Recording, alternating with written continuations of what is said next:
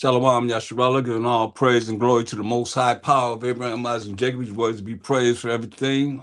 All praise and glory to his holy name. As always, we got to give praise to the most high. We can't say it enough. All praise to the most high. Ha Mashayach Yahawashi. So I was dealing with the bridegroom and 10 virgins from Matthew, the 25th chapter, the first verse to the 13th verse. And it's pertaining to the kingdom of heaven. So it's very important that we see this so that we don't get caught up in, you know,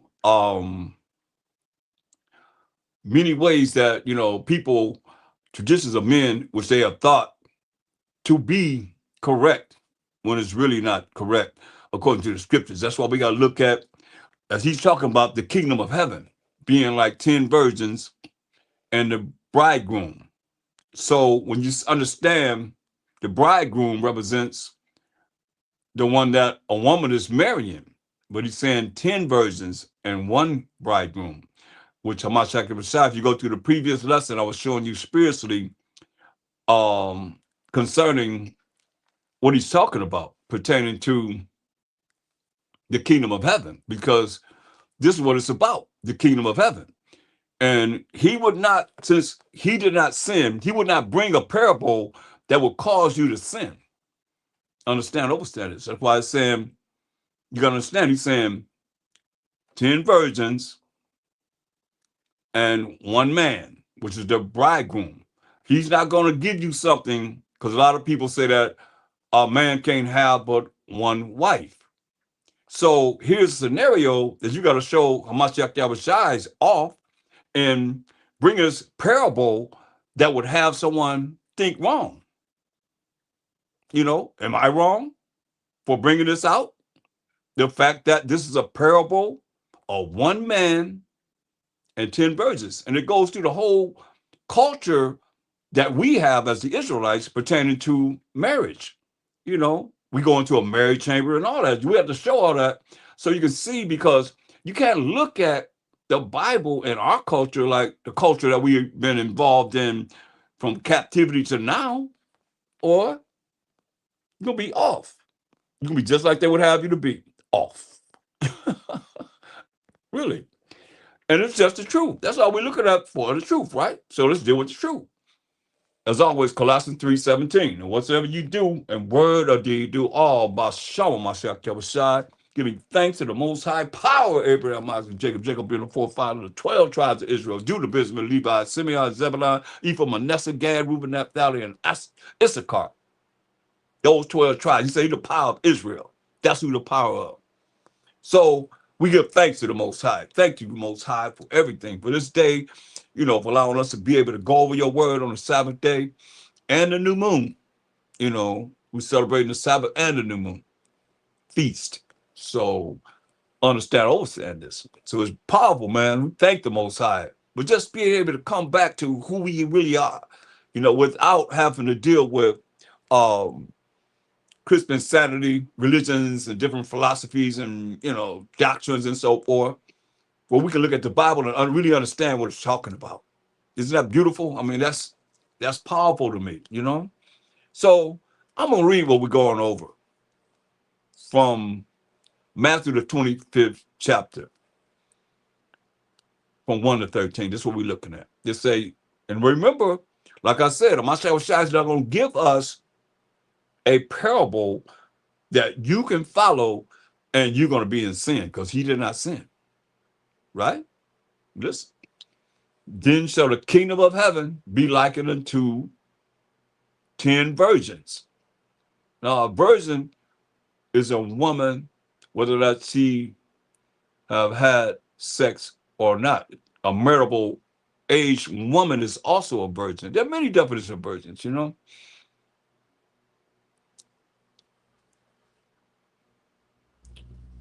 which took their lamps and went forth to meet the bridegroom, which they would call today HUSBAND. But I'm not saying that because that's part of BAAL that they have us saying that is offensive to the Most High. And when we learn these things, we have to change. Simple as that. See? Let me know if you can see that online. Anyone, someone that's there, if you don't mind. So I can kind of get a glance of how close I need to bring it, or if you can see it.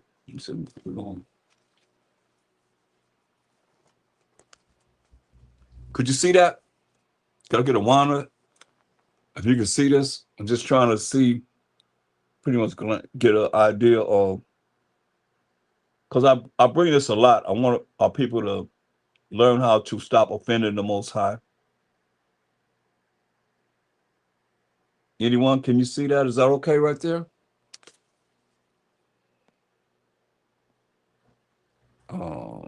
Nobody's responding. Okay, well, I've showed it in many of my videos. Most of y'all my videos I show that. So it says to meet the bridegroom, which is the man that the 10 virgins were married. Okay? That's the bridegroom.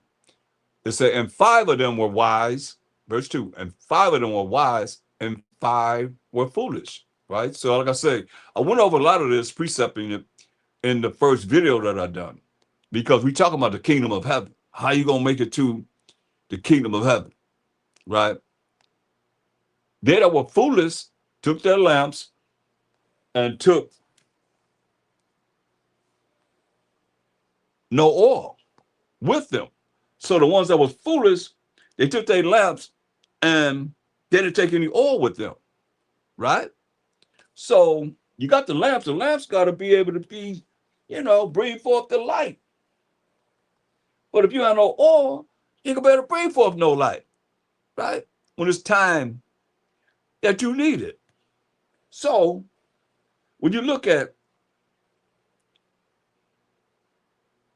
verse 4, but the wise took oil, and in their vessels with their lamps. So he had oil in their lamps so they can be able to light their lamps and have, let me show you.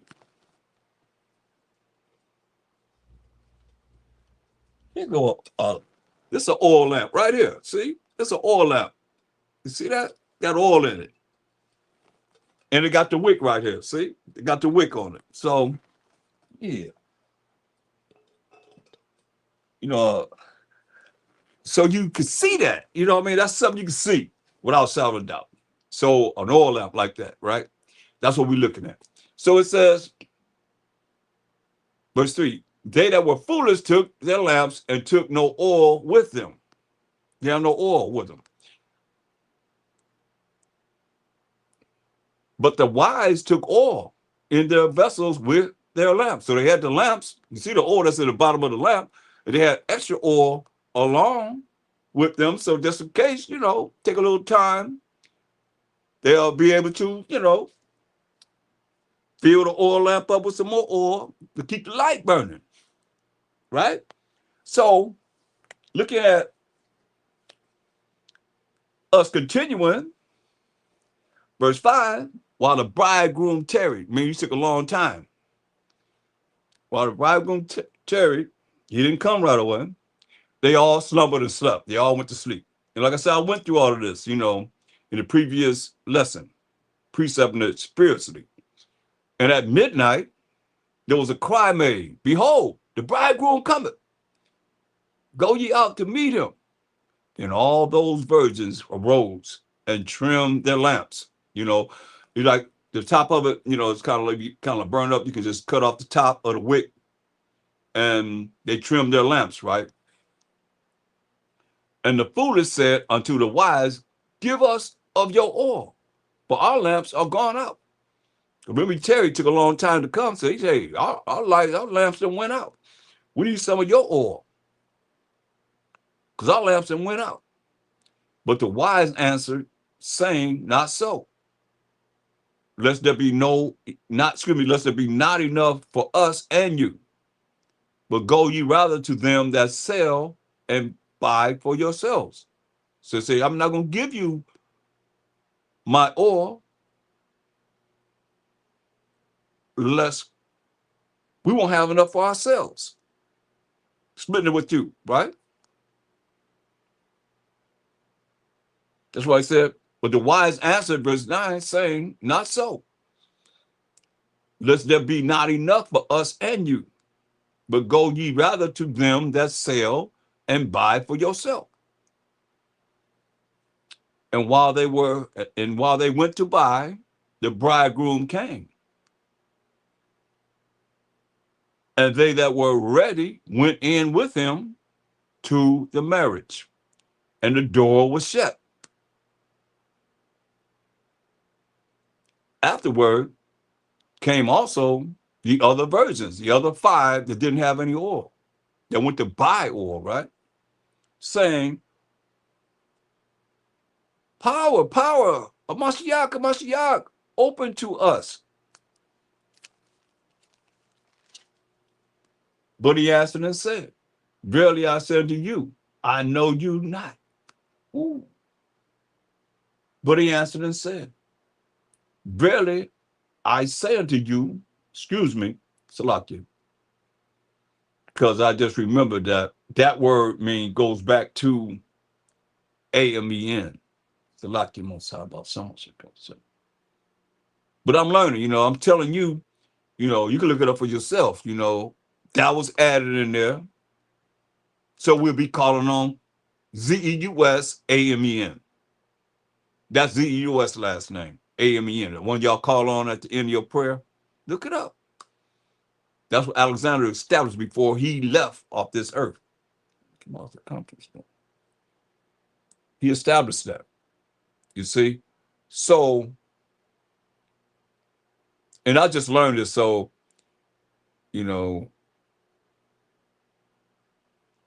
I'm trying to, learn how not to say these things in offending the Most High. Offending Ha Mashayach Yahawashi. Very important, Well, we just got to work on these things. Just got to work on them, and remind each other, be there for each other. That's how we change. That's what Mashayach said. You got to be born again. You got to change. That's all he's saying. What's wrong with changing? For the betterment. Especially when it comes down to calling on another deity. The Most High told us in Exodus 23. See, this cat is slick, boy. But he ain't slicking in the Most High. He ain't slicking in the spirit of the Most High, for sure. It says, Exodus 23 and 13. And in all things that I have said unto you, be circumspect. Be cautious, and make no mention of the name of other gods. Said, neither let it be heard out of thy mouth. Hear that? Don't let it be heard out of your mouth. The name of other gods. So that's why when we search out these names, and they put these names in the Bible purposely, it don't mean, did it say don't bow down and worship them? Because a lot of brothers will try and use that as an excuse to be saying them. No. He said the names of these gods, don't let it come out of your mouth. Understand this, man. It's real important. And we try to learn what's right and do what's right. You learn it, live it, and apply it in your life. Joshua 23 and 7. Precept with Exodus 23 and 13. Because remember, Joshua and Caleb, the only ones that was the adults that led us into the promised land. So it says, Joshua 23 and 7, that ye come not among these nations. Most I tell us, don't come among these nations.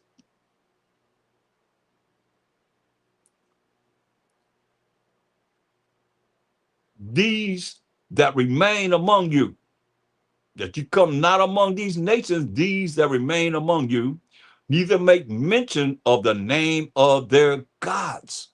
Y'all hear that? Now, AMEN is a name of ZEUS last name. Alexander established that before he got up out of here. AMEN is ZEUS last name. And it's many different words that mean AMEN. So we have to look at this for what it is. So, like I told you, VERILY goes back to AMEN. That's why I apologize and repented to the Most High for saying it.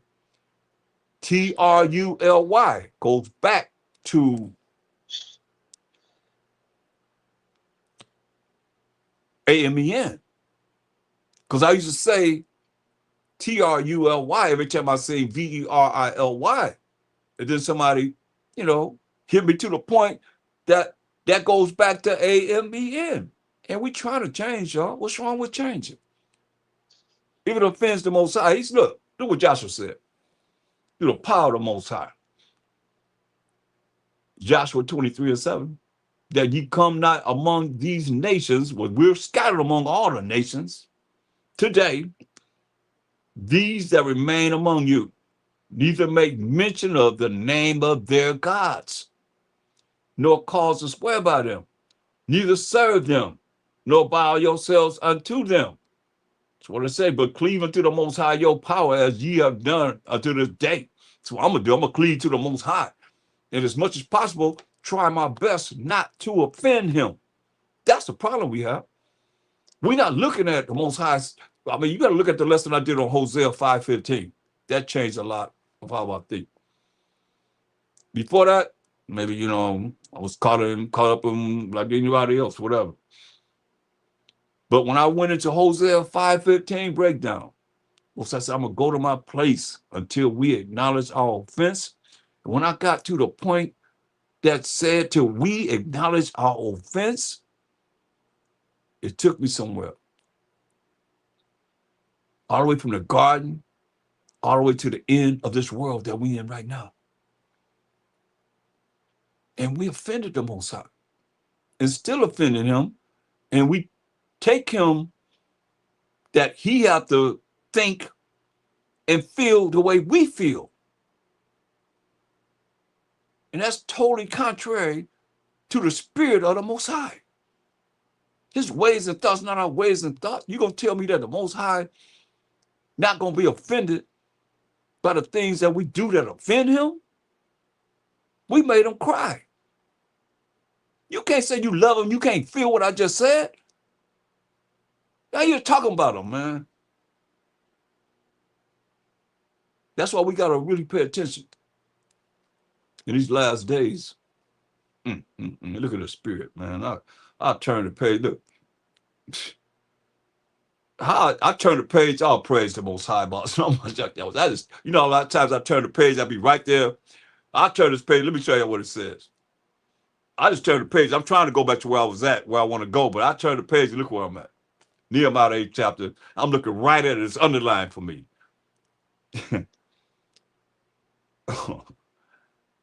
Nehemiah 8:6. And I'm just dealing with it because we're dealing with that word VERILY, meaning what? AMEN, right? Look what this said. I just turned the page. Y'all couldn't see me, but I know I just turned the page. I know reason lie. It said Nehemiah 8:6. And Ezra blessed the Most High, the great power. And all the people answered, Amen. Amen.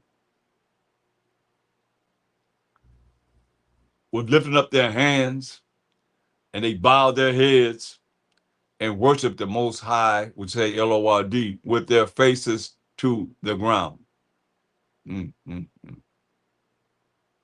to read you again. It's spiritual. With me, I can understand. Hopefully, y'all can understand. Hopefully, I don't have to, from all that I've said so far, and I turn the page and it's right there in my face. Man. All praise to the Most High. Ha Mashayach Yahawashi. Look, Nehemiah 8:6. And Ezra blessed the Most High, the great power. And all the people answered. Now, Ezra blessing the Most High, right? And all the people answered, Amen. Amen. With lifting up their hands. So what you think people will read that and do? I'm saying, all praise to the Most High. What people going to say? Amen. Amen. Y'all say it all the time, man. You hear it all the time in the Christmas Sanity religious organizations and so forth. You hear it all the time. Can I get an amen? You see? Now, like I said, I just turned the page. It was right there in my face. I'm saying, talk about it. There is in my face. I ain't go here on purposely. I get the Most High the glory, man. And Ezra blessed the Most High, the great power. And all the people answered, Amen, Amen. with lifting up their hands, and they bowed their heads and worshiped the Most High with their faces to the ground. But who is that they calling on? You catch that? You catch that? Who are they calling on? AMEN. And Ezra blessed the Most High. That's not AMEN. But if you don't know, AMEN has a root going all the way back to AMENRA, and you could cancel it out if you want to. You could change it up to represent some Hebrew word if you want to, from those that believe on this idol. That's what he did. He went into the Persian and Mede idols, and he went to the Egyptian idols, and they was modeled over the Egyptian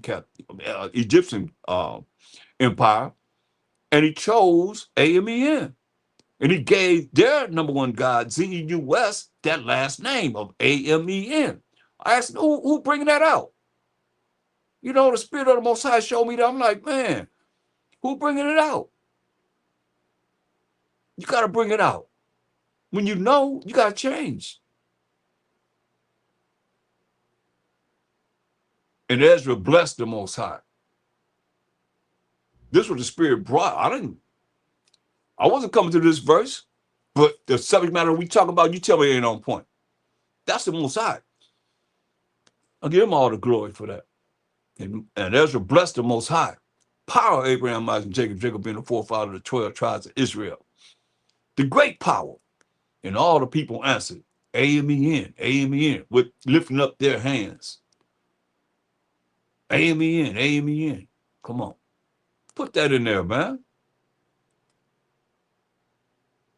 And they bowed their heads to who? Who they calling on? Who the people calling on? Amen, Amen. And bowed their heads and worshiped the Most High with their faces to the ground. But it say Lord, which is who? Baal. And they put it there, but if you don't really know the way that we've been programmed to not think, first and foremost, of the Most High. We've been programmed not to just look at him by himself. We've been programmed to just, like I tell you, when y'all understand, for real, I can find my pocketbook.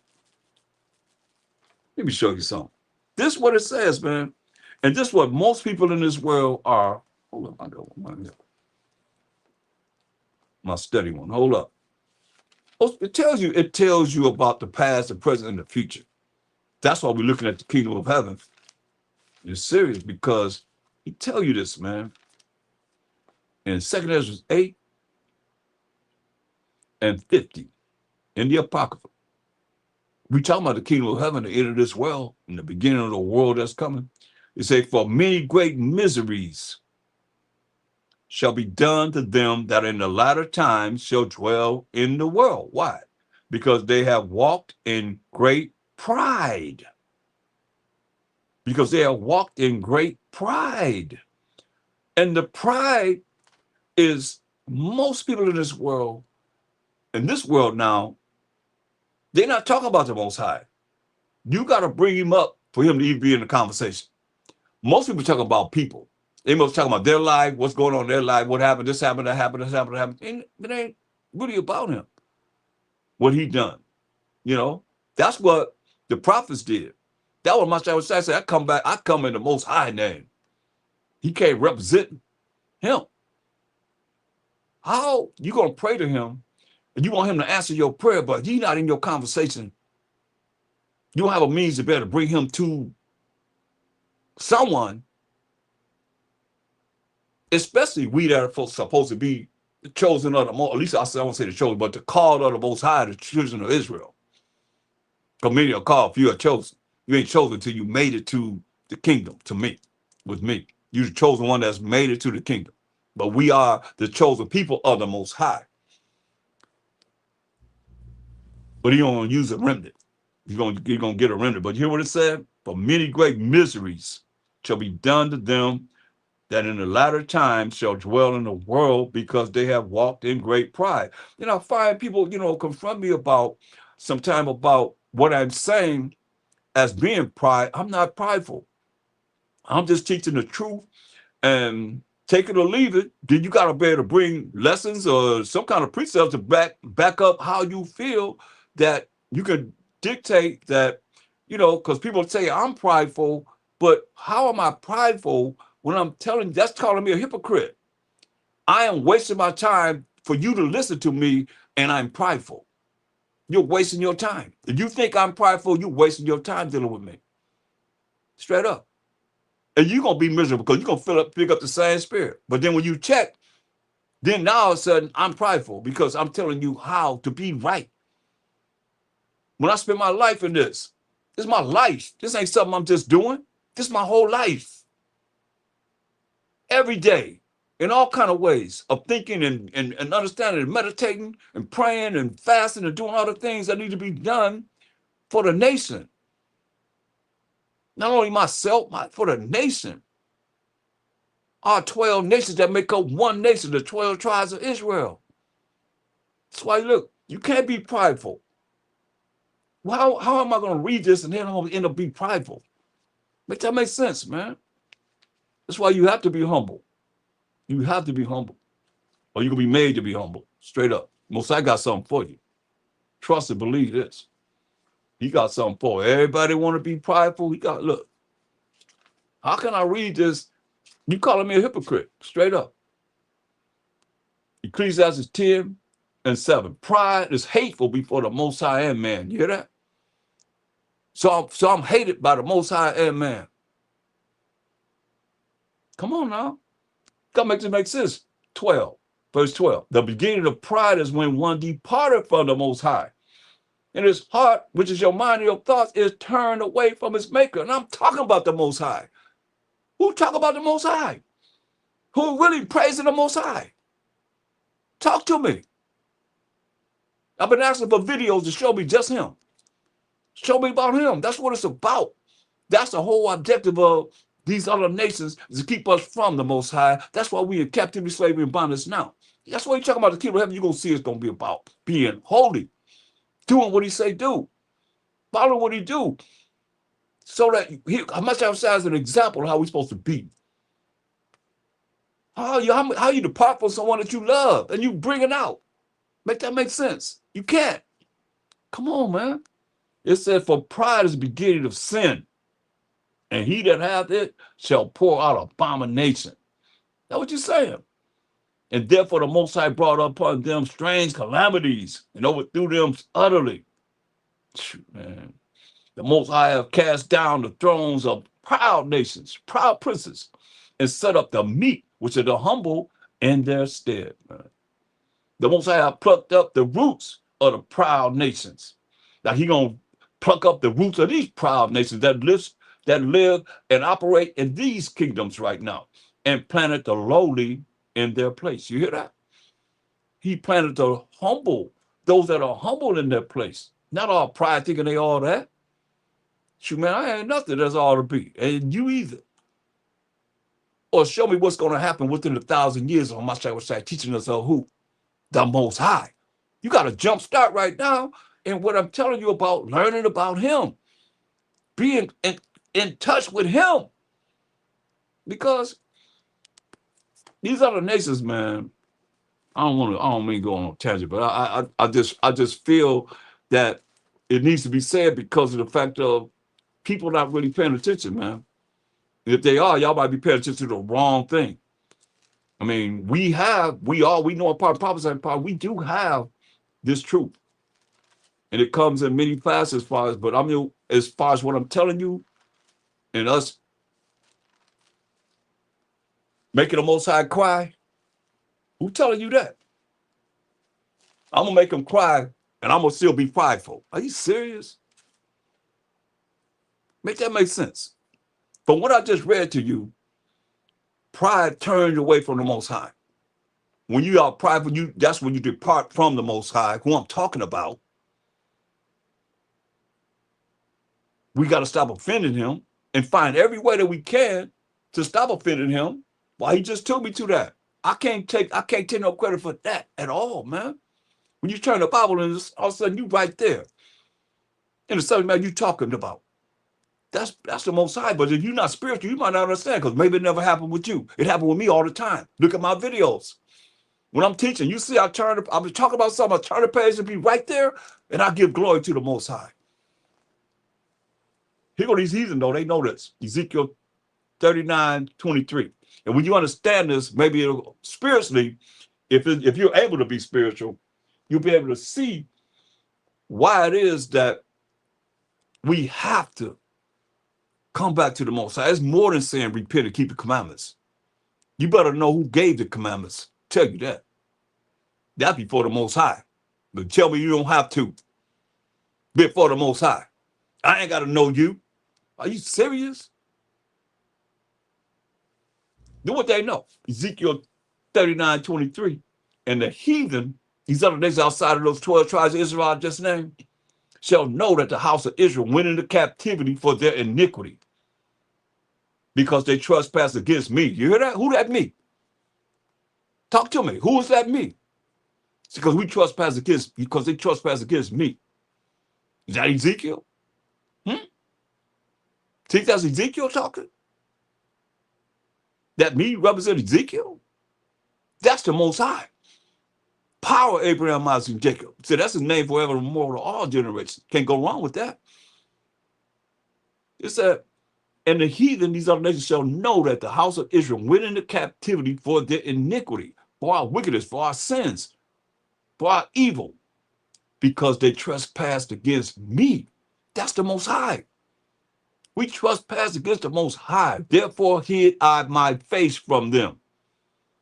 So now, you tell me, in your wildest imaginations, that you think you could do whatever you want to do, and the Most High going to show his face toward us. When the heathen know this.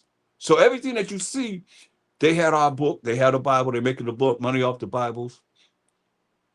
They have made us so that we are calling on their God, their idol, and we won't change. Majority. Some of us going to change. That's what Mashayach Yahawashi was telling Nicodemus in John the 3rd chapter. You got to be born again. We definitely have to be born again, because we've been programmed with all type of abominations, religions, and so forth. That's why I call it Christian insanity, because you're insane to believe what it is that we've been programmed to believe, that the enemy programmed us to believe from their perspective. When you went to these cemetery schools, what you went in dead, you came out deader, right? When you look at it, I mean, for what the Bible's really talking about, who are those heathen? You're the heathen, right? Because you're Gentiles. The Jews, they're the Jews, so you're the Gentile, right? You the heathen? Who the heathen? Huh? It said the heathen shall know that the house of Israel went into captivity for their iniquity. That's why we're looking at the kingdom of heaven. Y'all want eternal life. Y'all want to be able to be in this kingdom that he's talking about. Why he compared it to 10 virgins and the bridegroom. Y'all got to get with that, man. He said, hey, and the heathen shall know that the house of Israel went into captivity for their iniquity, because they trespassed, meaning we sinned. We broke the commandments. We broke the laws against the Most High. That me is the Most High. Therefore hid I my face from them and gave them into the hand of their enemies. Not our friends, into the hands of their enemies. So fell they all by the sword, because we transgressed the commandments of the Most High. He told us this. He told us this. This is nothing new. We talk about the kingdom of heaven. What we have done caused the Most High to turn his face away from us. He hid his face from us. And hiding his face from us, whatever happened to us, he ain't see it. He wasn't looking at us. He ain't see it. He said, therefore I hid my face from them. He said, according to their uncleanness and according to their transgressions have I done unto them, and hid my face from them. Come on. We want the Most High to show his face toward us, that we could be blessed. If not, then we're going to continue in the same circle. That's where I'm at. I mean, I see us going in the same circle. Only new brothers coming in, younger brothers, sharp as ever, but we going in that same circle where we came from the past. When the spirit ain't never stopped. Oh, you got to make it mean something different.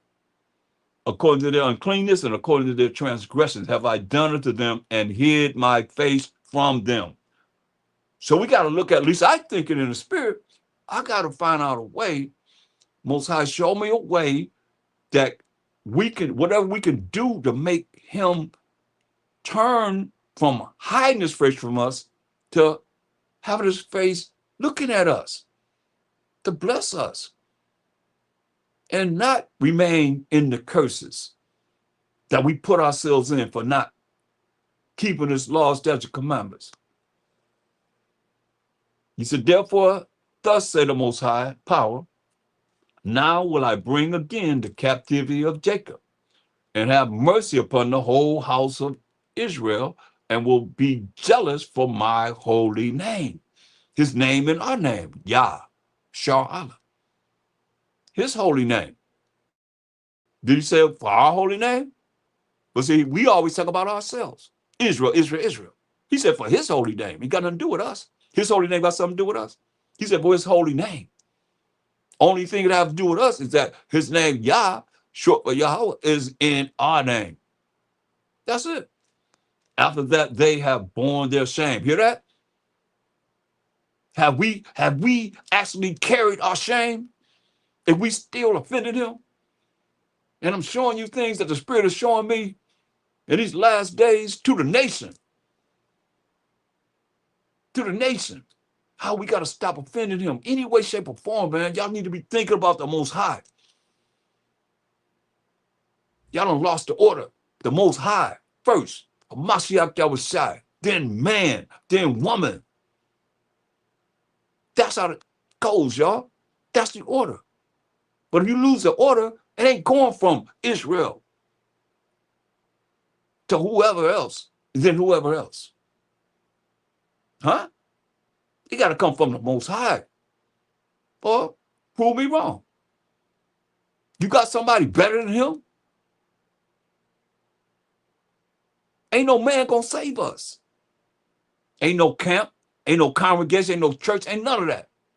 It's the Most High. How much I don't even know. That's why I say when we carry our shame, you know what we're gonna look at our shame is the fact that we realize we offended him and still offended him. And feel for those that are offending him that they can come out of that. In all their trespasses, whereby they have trespassed against me. You hear this? In all our trespasses, we have trespassed against the Most High. Ain't no kingdom of heaven coming until we realize this and seek him. Why he gonna be found? There's gonna be a time he say, you ain't gonna hear you. There's gonna come a time we say, hey, Jacob's trouble, we say, hey, he ain't hearing everybody. Y'all ain't about him. I'm giving you jump start. This is like a futuristic spiritual understanding of how it's gonna be in the future. You hearing it now. You can reject it if you want to. You hearing it and you reject it, that's going in the books. This part, he said, after that, they have carried their shame, man.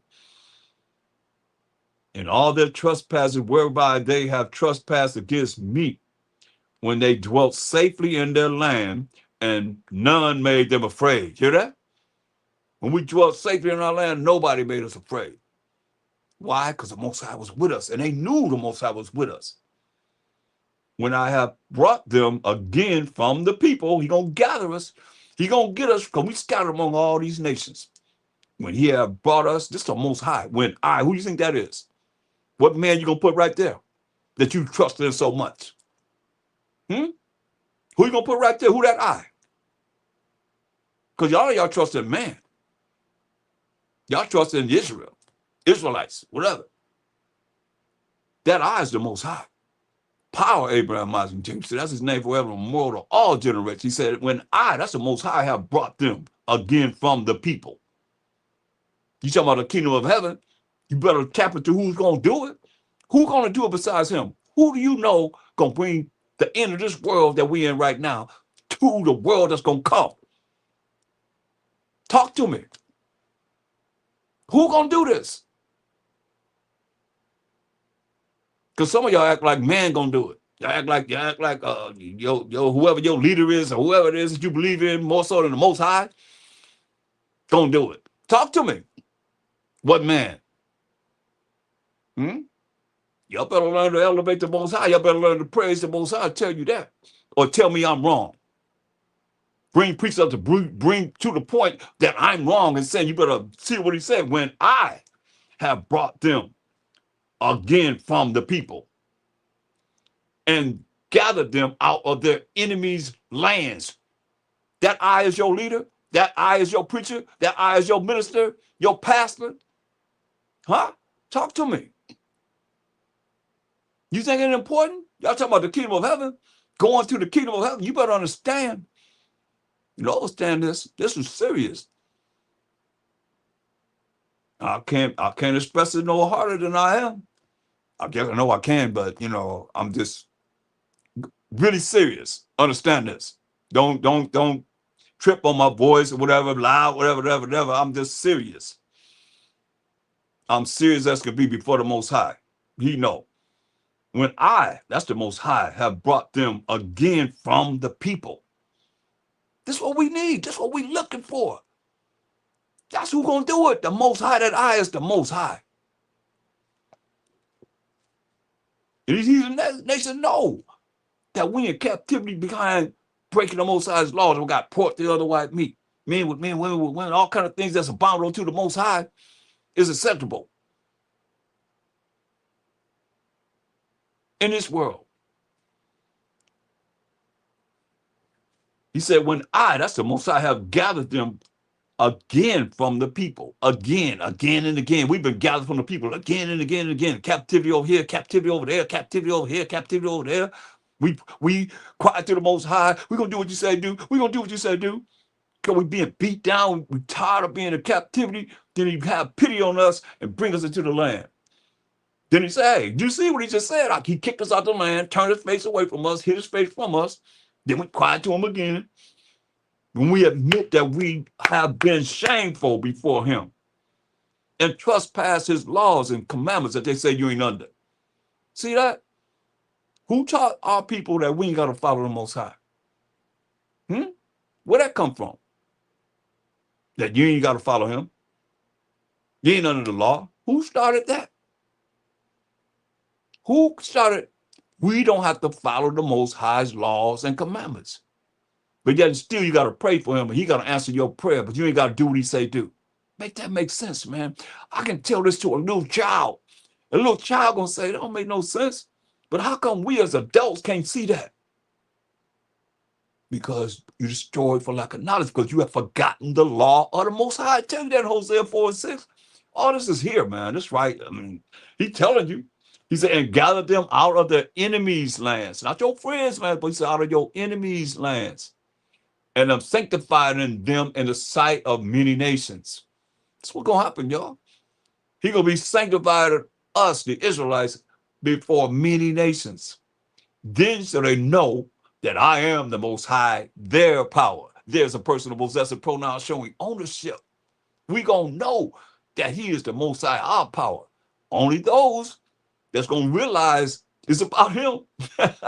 You don't realize it's about him. You think you still talk about Krum Yasharala and Israel, and people. Every time you talk about the Most High, y'all go back to people. They ain't talking about you. Ain't talking about you. And it's being written in the books. Understand this. It's being written in the books, and the book's gonna be open. It's gonna be like, hey man, you ain't think about me. You're gonna say to Poppy, I don't know you. This is what we're looking at. We just read it. We gonna read it. If we didn't read, we gonna read it. You're gonna see. He said, hey, he gonna gather us out of our enemies' lands and sanctified in them in the sight of many nations. Then so they know that I am the Most High, their power. That's powerful, y'all. Which caused them to be led into captivity among the heathen. But I have gathered them unto their own land and have left none of them anymore there. Whoa. neither will I hide my face any more from them. Man, yeah. For I have poured out my spirit upon the house of Israel, said the Most High Power. How can we say he poured out his spirit amongst every nation? Huh? Y'all say, hey, anybody can get the spirit of the Most High? He said, I have poured out my spirit upon the house, the family of Israel, said the Most High Power, of Abraham, Isaac, and Jacob. And Jacob being the forefather of the 12 tribes of Israel. Who we say he is? Power, Abraham, Isaac, and Jacob.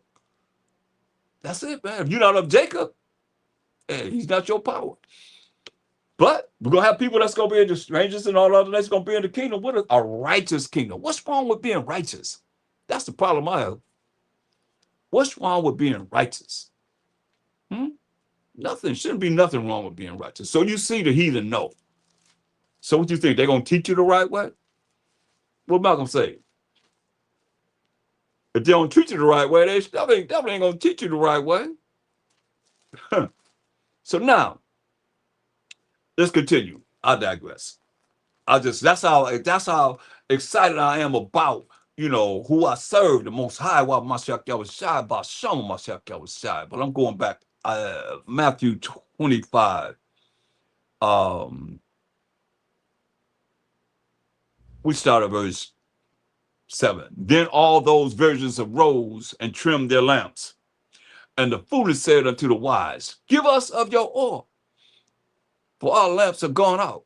But the wise answered, saying, not so, not even so, right?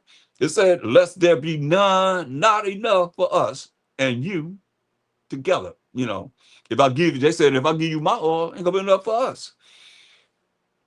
Because they supposed to have been operating with their own oil, with their own oil to have the light.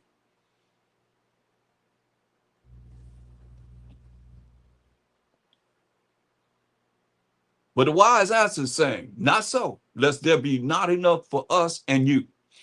But go ye rather to them that sell and buy for yourselves. And while they went to buy, the bridegroom came. The man that's supposed to be marrying these 10 virgins came. And Ha Mashayach Yahawashi telling the story. And they that were ready, which are the 5 virgins, went in with him to the marriage, and the door was shut. And they that were ready went in with him to the marriage. It's talking about a marriage, y'all. 5 women marrying 1 man. And they that were ready went in with him into the marriage, and the door was shut. Like I said, Ha Mashayach Yahawashi, they're going to give us something that will be an abomination or a filthy wicked act or a sin. Afterward came also the other virgins, saying, Ha Mashayach, open to us. But he answered and said, verily I say unto you, I know you not. That's serious. Watch therefore, for you know not, for you know neither, Salakia, watch therefore, for you know neither the day nor the hour wherein the Son of Man cometh. You don't know the day or the hour wherein Ha Mashayach Yahawashi gonna come.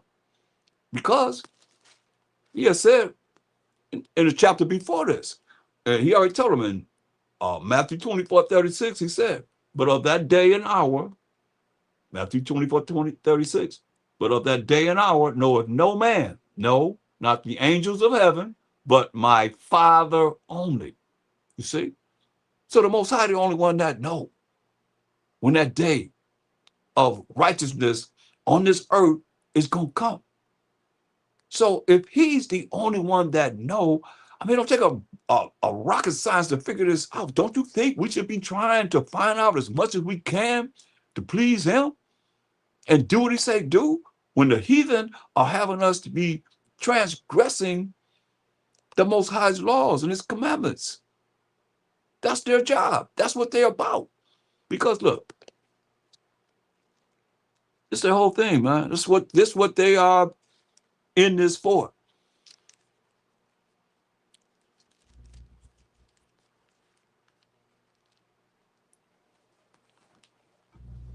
Look at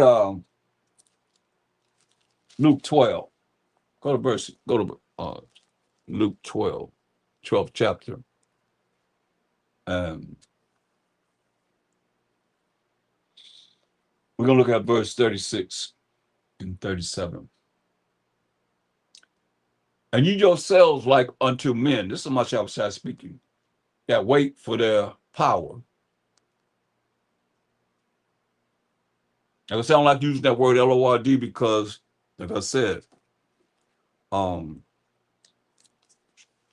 if you can see right there, that's from the Zondervan Compact Bible Dictionary, BAL. In any dictionary, it means Lord. And I know that, a lot of you don't even say the Most High. You mainly say Lord, more so than anything.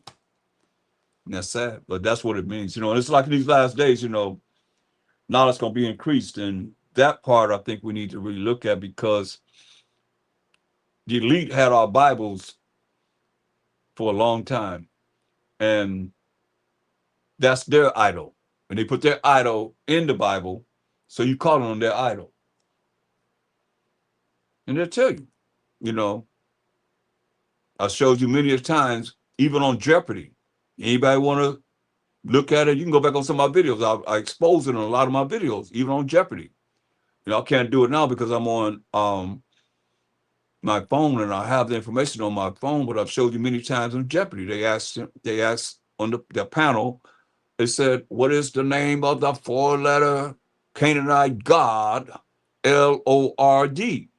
And boop, the dudes hit it real fast. He said, Baal. I'm spelling it because I took y'all to Exodus 23 and 13. Most I say we're not supposed to let the name of these gods come out of our mouth. So I'm spelling it so for edification. That's what he said. The Canaanite god, the 4-letter name of the Canaanite god, Lord.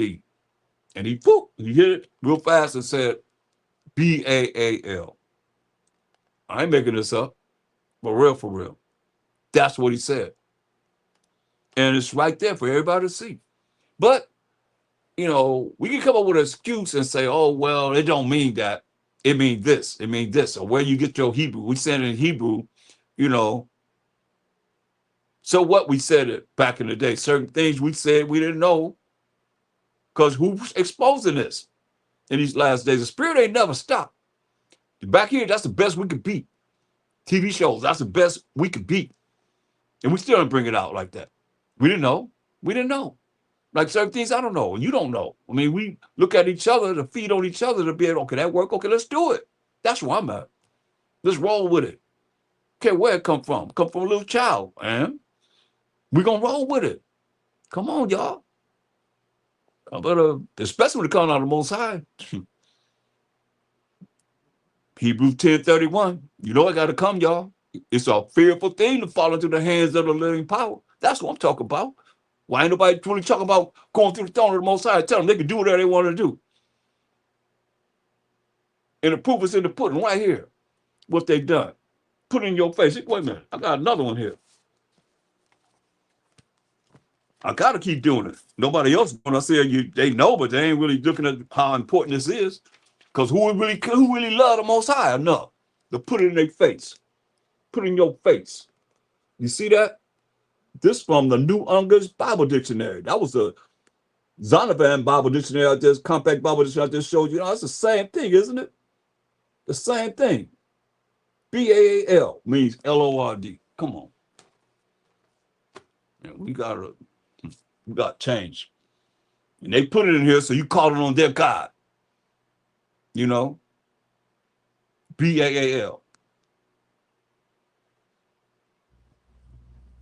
Luke 12:36. And ye yourselves like unto men that wait for their power, when he will return from the wedding. You know that? When he going to return from what? The wedding. And then what we just reading about, he gonna return from the wedding, that when he cometh and knocketh, they may open unto him immediately. Right? Blessed are those servants whose the power, when he cometh, Ha Mashayach Yahawashi, when he cometh, shall find watching. They're looking. They're watching. Barely, excuse me. See, that's why I told you I have to, matter of fact, I need to just cross it out. That way I won't say it. You don't need it. Look, I'm gonna show you. Every time they wrote that there, VERILY, which goes back to AMEN. We don't need it. You don't need it. Look, they put it there. And go back to, I'm just telling you, do y'all understand hundreds and hundreds of years of having our scriptures? We could not read. We could not write. We could not, it was against the law for us to read. So they had our Bible. And these are the things that I have done. And as we find out and share with each other, then we change. What's wrong with changing for the betterment of not offending the Most High? So we carry our shame. We shame the Most High by calling on him and using these names of these other gods they put in the Bible, that we would follow their way, so that knowing that he's the only one that captivity for our iniquity. That's what you got to understand. If you don't understand that, then hey, you're going to continue to remain in the congregation of the dead. Straight up. Look, as for me and mine, we're going to change. Blessed are those servants. Who are the servants? Who are the servants? Everybody not a servant. Blessed are those servants. He ain't talking about everybody. He ain't talking about every nation. But y'all use it and say, hey, see, the servant, I'm a servant because I believe in Jesus. No. Baruch 3:36.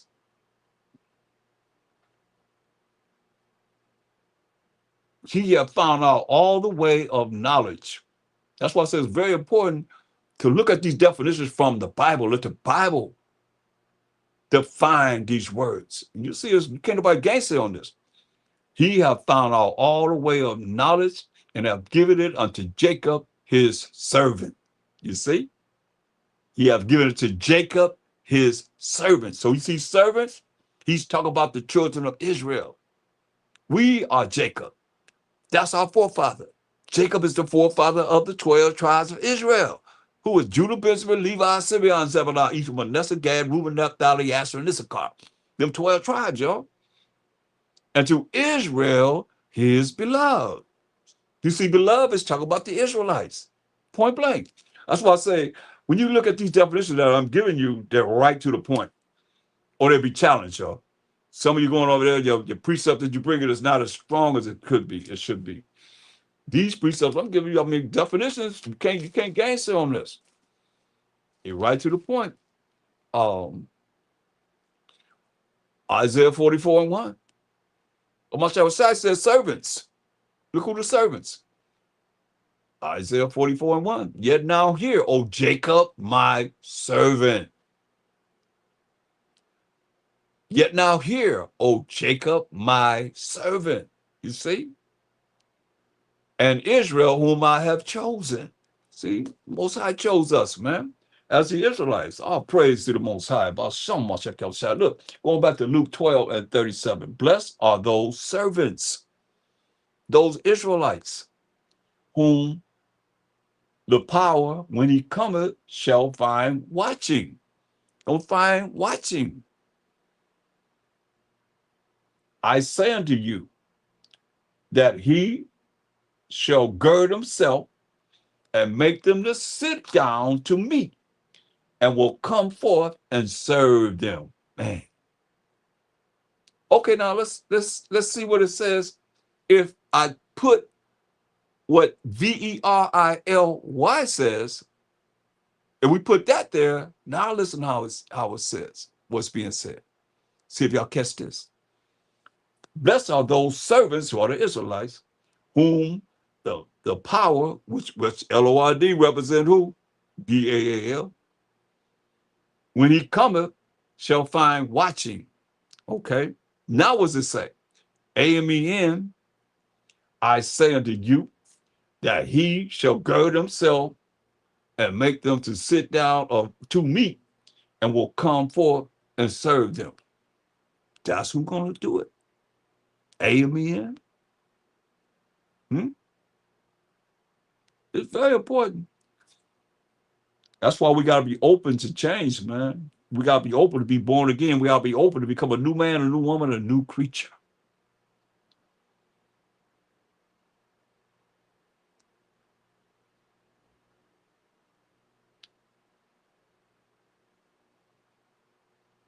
That's why he said,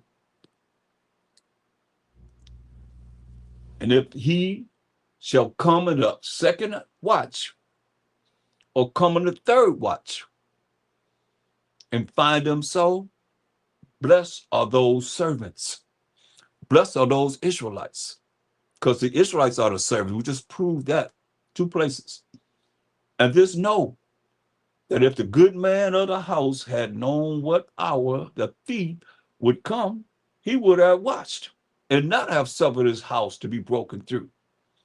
Be ye therefore ready always. That's why I say you got to be ready. It's too late to get ready. We say, be ye ready always. Also, be ye therefore ready also. For the Son of Man cometh at an hour when you think not. Now he told us, man, he said he coming like a, look. He just said, you know when the thief coming, right? You be ready for him, right? So you know he's coming. Now he's telling you be ready because he's telling you here in 2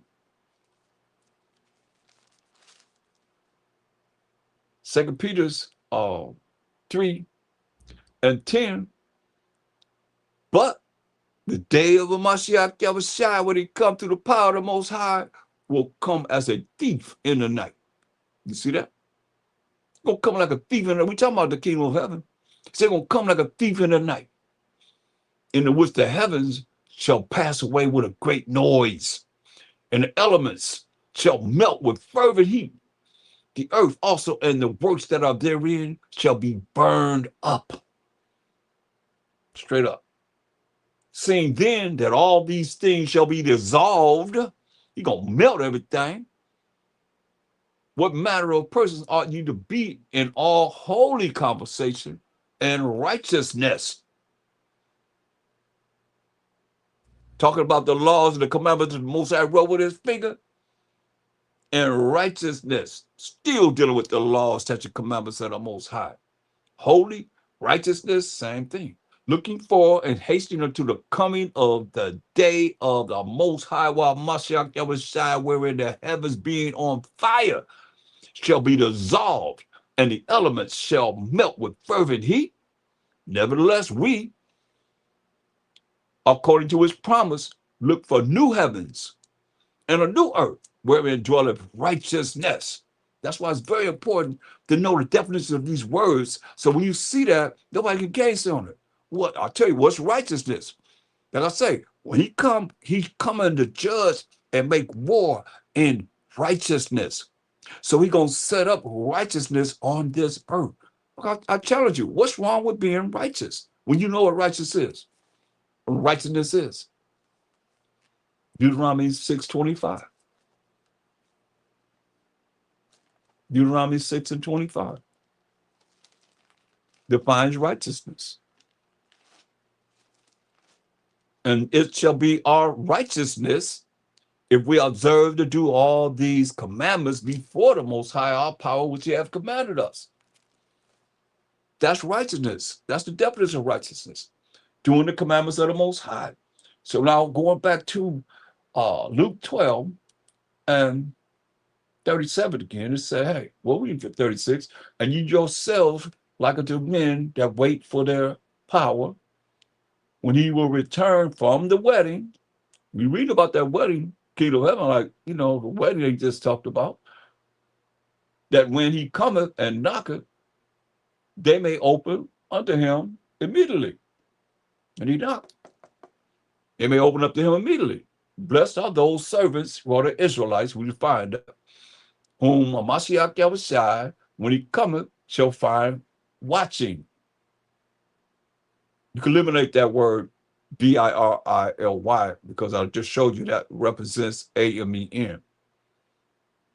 He said, I say unto you that he shall gird himself and make them to sit down to meat and will come forth and serve them. All praises to the Most High. Wow, Mashayach Yahawashi. Now let's look at Revelation 3:20. Can you imagine that? Ain't gonna be no. If he gonna serve us some food, you know it's gonna be the best food you ever. Just like when you made the first miracle he done. He turned water into wine. See, that was the best wine that they had at the wedding. So you say the best for last. That's the wine that Ha Mashayach Yahawashi made. Well, people say you can't drink, but hey, that's the first miracle he done. Was turn water into wine. Come on. They called him a wine bibber and a gluttonous. You know, come on, gluttonous and a wine bibber. He drank wine in moderation. Well, you can call him no wine bibber. He ain't drink no wine. I'm telling you, Christian insanity people. They say you can't drink.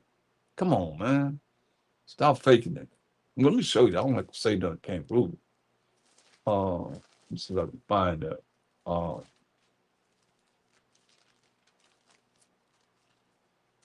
Yeah, man. They call him a wine bibber, gluttonous, man. I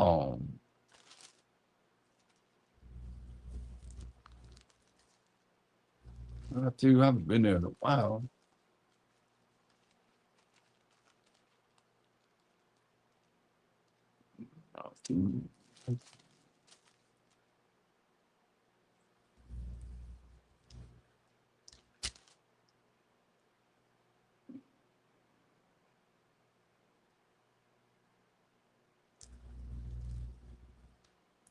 I'll come back to it. I can't find it. But they call him and say, yo, wine bibber. Somebody, maybe one of y'all could look it up for me. Say you wine bibber. They call him a wine bibber and a gluttonous. A gluttonous and a wine bibber, a friend of publicans and sinners.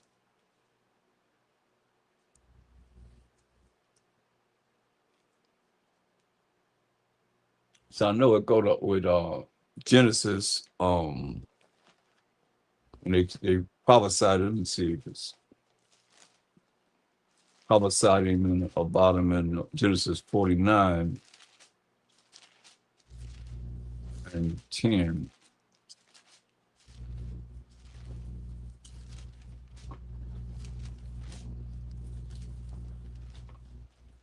It said, the scepter shall not depart from Judah, which Mashayach Yahawashi came out of Judah.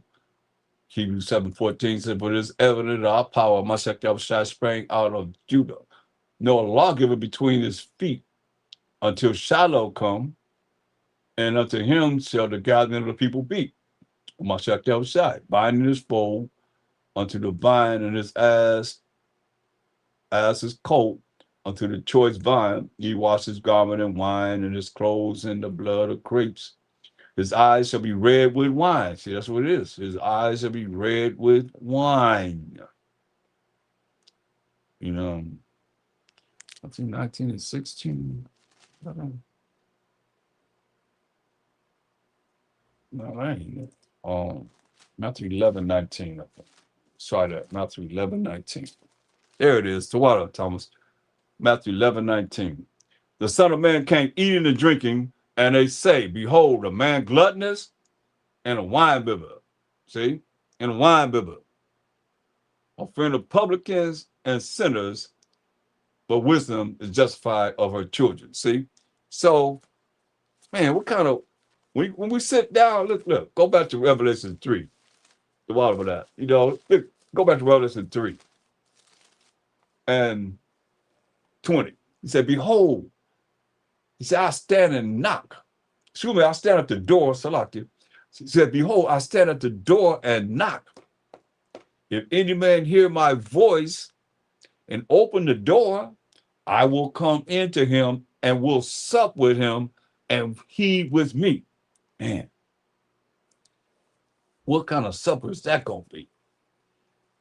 Can you imagine that? I'll think about that. I'll be like, man, if only, having a chance to be right there, man. See, I will come into him and will sup with him. And he said, we're going to sit down and eat dinner with a Mashayach Yahawashi, man, and he with me. To him that overcometh. That's the condition of the battle. To him that overcometh will I grant to sit with me in my throne. You see? Go be his throne first. Even as I also overcame and am set down with my Father in his throne. You see? That's powerful, man. Man, that's going to be beautiful. Can you imagine that? That's why you got to overcome, man. First thing you got to overcome is this. It's one of the first things you got to overcome. Because it's all the time looking at us and dealing with us. 1 Peter 5 and 8. 1 Peter 5 and 8 said, be sober. Like they say, he's a wineman, but he drank in moderation. You drink moderation, but you ain't no drunkard. Because that's why they call it spirits. They say, hey, be sober, be focused, y'all. Be vigilant. Because your adversary, your enemy, the devil, as a roaring lion, walketh about, seeking whom he may devour. That's his job, man. Seeking whom he may devour. That's why I tell you, man. In Revelations 12 and 12. It's his job, man. Especially now. Revelation 12 and 12. Therefore rejoice, ye heavens, and ye that dwell in them. Woe be destruction to the inhabitants of the earth and of the sea. For the devil, same devil we're talking about, is come down unto you, having great wrath. Why? Because he knoweth that he have but a short time. And as long as he got you calling on his gods and his idols and this, that, and the third, and you offended the Most High, hey, he gonna come down with much wrath when he realizes he got a short time. Because there's gonna be a lot of us gonna wake up and realize our shame and stop shaming, being ashamed before the Most High, man, and start doing what he wants us to do. Or you gonna fall into this? Revelation 12:17. And the dragon, which is the same devil, was wrought with the woman, which represents the 12 tribes of Israel. When you read Jeremiah 6 and 2, I have likened the daughter of Zion to a comely and delicate woman. Symbolically. So the devil gonna be wroth with the woman. The dragon gonna be wroth with the woman. Satan gonna be wroth with the woman. The beast gonna be wroth with the woman. The superpower of the earth gonna be wroth with the woman. The Edomites gonna be wroth with the woman, with the Israelites, symbolically, and went to make war with the remnant. You hear that? The remnant of her seed. That's that 1/3. That's the same remnant that's gonna be on them chariots, man. Which keep the commandments of the Most High and have the testimony of a Mashayach Yahawashi. Try whatever they want to try, but the answer is in the scriptures. How it's going to be, man, without a shadow of a doubt. Nobody can gainsay this. It tells you Jacob's trouble. Taking it as 1671. It says, well, let's read verse 70. But there shall be in every place and in the next cities a great insurrection upon those that fear the Most High. Is that why people not teaching the fear of the Most High? They done read this and figured out, hey, they're going to avoid this? Oh, no. It's going to be a great insurrection upon those that fear the Most High. They shall be like madmen, sparing none, but still spoiling, robbing, and destroying those that fear the Most High. Coming down on those that keep the commandments of the Most High, the testimony of a Mashayach Yahawashi. But they shall waste and take away their goods and cast them out of their houses. Then shall they be known who are my chosen, and they shall be tried as the gold is in the fire. That's right, man. Said, hey, hear, O ye my beloved. And we know that's why it's very important to know these definitions That's right on point.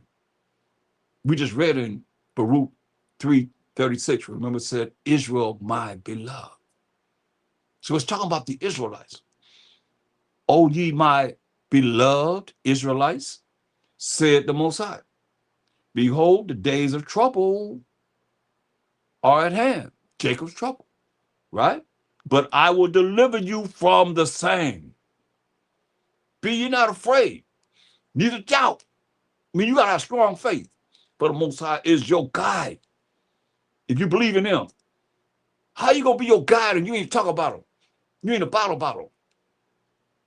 The Most High is your guide and the guide of them who keep my commandments and precepts.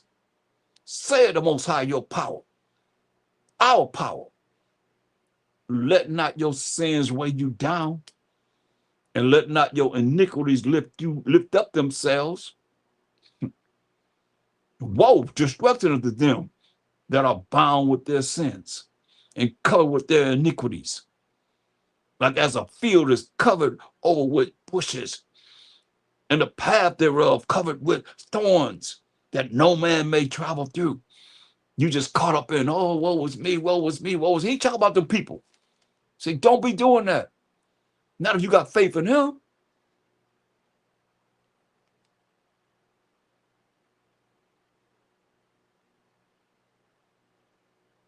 It is left undressed and is cast into the fire to be consumed therewith. That's where you don't want to be. And that's what Ezra left us with. In the end, that's what it's going to be. They're going to be cast into the fire to be consumed therewith. All of them that don't want to do what they're supposed to be doing, first and foremost, started with the Most High. Better believe this. 1 Peter's the first chapter. So we got to, go back to 1 Peter's 5 and 8 again. Be sober. Be focused, y'all. Don't be no drunkard. You can drink in moderation. Don't be drinking all the time when you become an alcoholic. Because you're going to have the wrong spirit or getting high and all that. Be vigilant. Because your adversary, your enemy, the devil, as a roaring lion ready to kill something, ready to pounce on something. Walking about seeking whom he may devour, whom resist steadfast in the faith, in the Most High. He got to follow the Most High. You got to do the same thing that Ha Mashayach Yahawashi did when he was 30 years old to start his ministry. And fasted for 40 days and 40 nights. Who came after him? The devil. And what did he do? He went to the law every single time to rebuke him. Y'all ain't going to never know that if you ain't taught the law. You don't know where he went. You should know where he went. Many times I done went over, you should be able to know how to rebuke the devil. Go to them laws, man. You got to bow down to the Most High. You got to believe. You got to follow the Most High. Him shall you serve, and him only. Everybody going to bow down to the Most High, man. Whom resist steadfast in the faith. Your faith to believe. The same way Ha Mashayach Yahawashi rebuked them, you can rebuke them too. We can. Knowing that the same afflictions, here we go, are accomplished in your brethren that are in the world, man. Don't sound like no lot of love and happiness and joy. Same afflictions are accomplished in your brethren that are in the world, man. But the Most High said what? He going to bring us out of it. He told us, man, look. 2 Ezra 2, man. For your future. What do he say? 2 Ezra 2 and 26. As for the service whom I have given thee, Esau, there shall not one of them perish, for I will require them from among thy number. Said, be not weary. Don't be weary. But when the day of trouble, that's Jacob's trouble, and heaven is coming, others shall weep and be sorrowful. But you shall be merry and have abundance. Some of us going to reap this, y'all. Why it's worth doing whatever we can do not to offend the Most High so he can give us this. Or it's going to be martyrs. I mean, we're going to have to follow through with everything that's said. I can't say I'm going to be here. You can't say you're going to be here. Hopefully, we hope and pray that the Most High fulfill what he says here upon us. But if not, then, hey, we're going to deal with the judgment that the Most High give us. You guys know you have no choice. But hopefully, we'll be worthy that this will fall on us. In 2 Corinthians 2:26, it says, as for the servants, we know who the servants are. Right, class? We know who the servants are. We didn't find that in two places. The Israelites, whom I have given thee, there shall not one of them perish, for I will require them from among thy number. Be not weary, for when the day of trouble and heaviness cometh, others shall weep and be sorrowful, but you shall be merry and have abundance.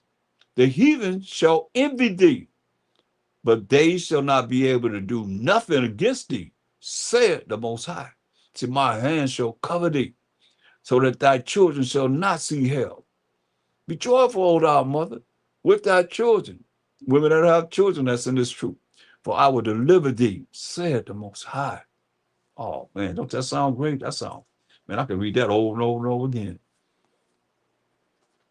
That sounds, man, that's what I'm talking about. That's beautiful. Now we're going to go to First Peter's, the first chapter, and look at verse 9. Receiving the end of your faith, even the salvation of your souls. Now, salvation, I would say, means power, rulership, and authority. Power, rulership, and authority. Because it said, of which salvation, of which power, rulership, and authority the prophets have inquired and searched diligently, who prophesy of the grace, which is getting something you don't deserve to get, that should come unto you, that we have now. Searching what? Or what manner of time the spirit of a Mashayach, which was in them. You hear that? The prophets had the spirit of a Mashayach in them. How was that? If he just came on the earth for the first time in existence in Matthew. Huh? How was that? In the New Testament. The prophets of the Old Testament had the spirit of a Mashayach in them. See, that's a mystery. Did signify when it testified beforehand the sufferings of a Mashayach and the glory that should follow. See? He suffered. He died for the sins of the 12 tribes of Israel. And he prayed, look. See, we talk about the kingdom of heaven. It don't change. It's just looking at it spiritually for what it is that's written that we can get out of it, Look at John 17th chapter. It said, and these words spake Ha Mashayach Yahawashi and lifted up his eyes to heaven. He looked up in the sky and said, Father. Now, all you that believe that he is the Father, he's talking to himself. Why ain't say myself?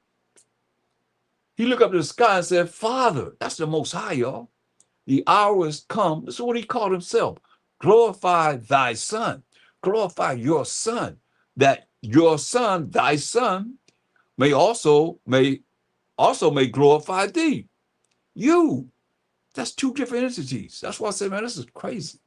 So now he asks a question. This is a prayer that he's praying before they crucified him, before the so-called white man crucified him, before the wicked Israelites gave him over to the so-called white man, and the so-called white man crucified him. Look what he said, verse 5.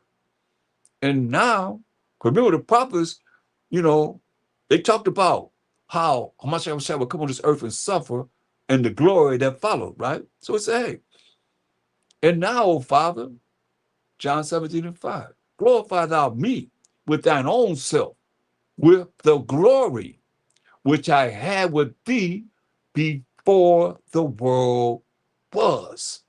You hear that? He said, and now, O Father, glorify thou me. That's Ha Mashayach Yahawashi.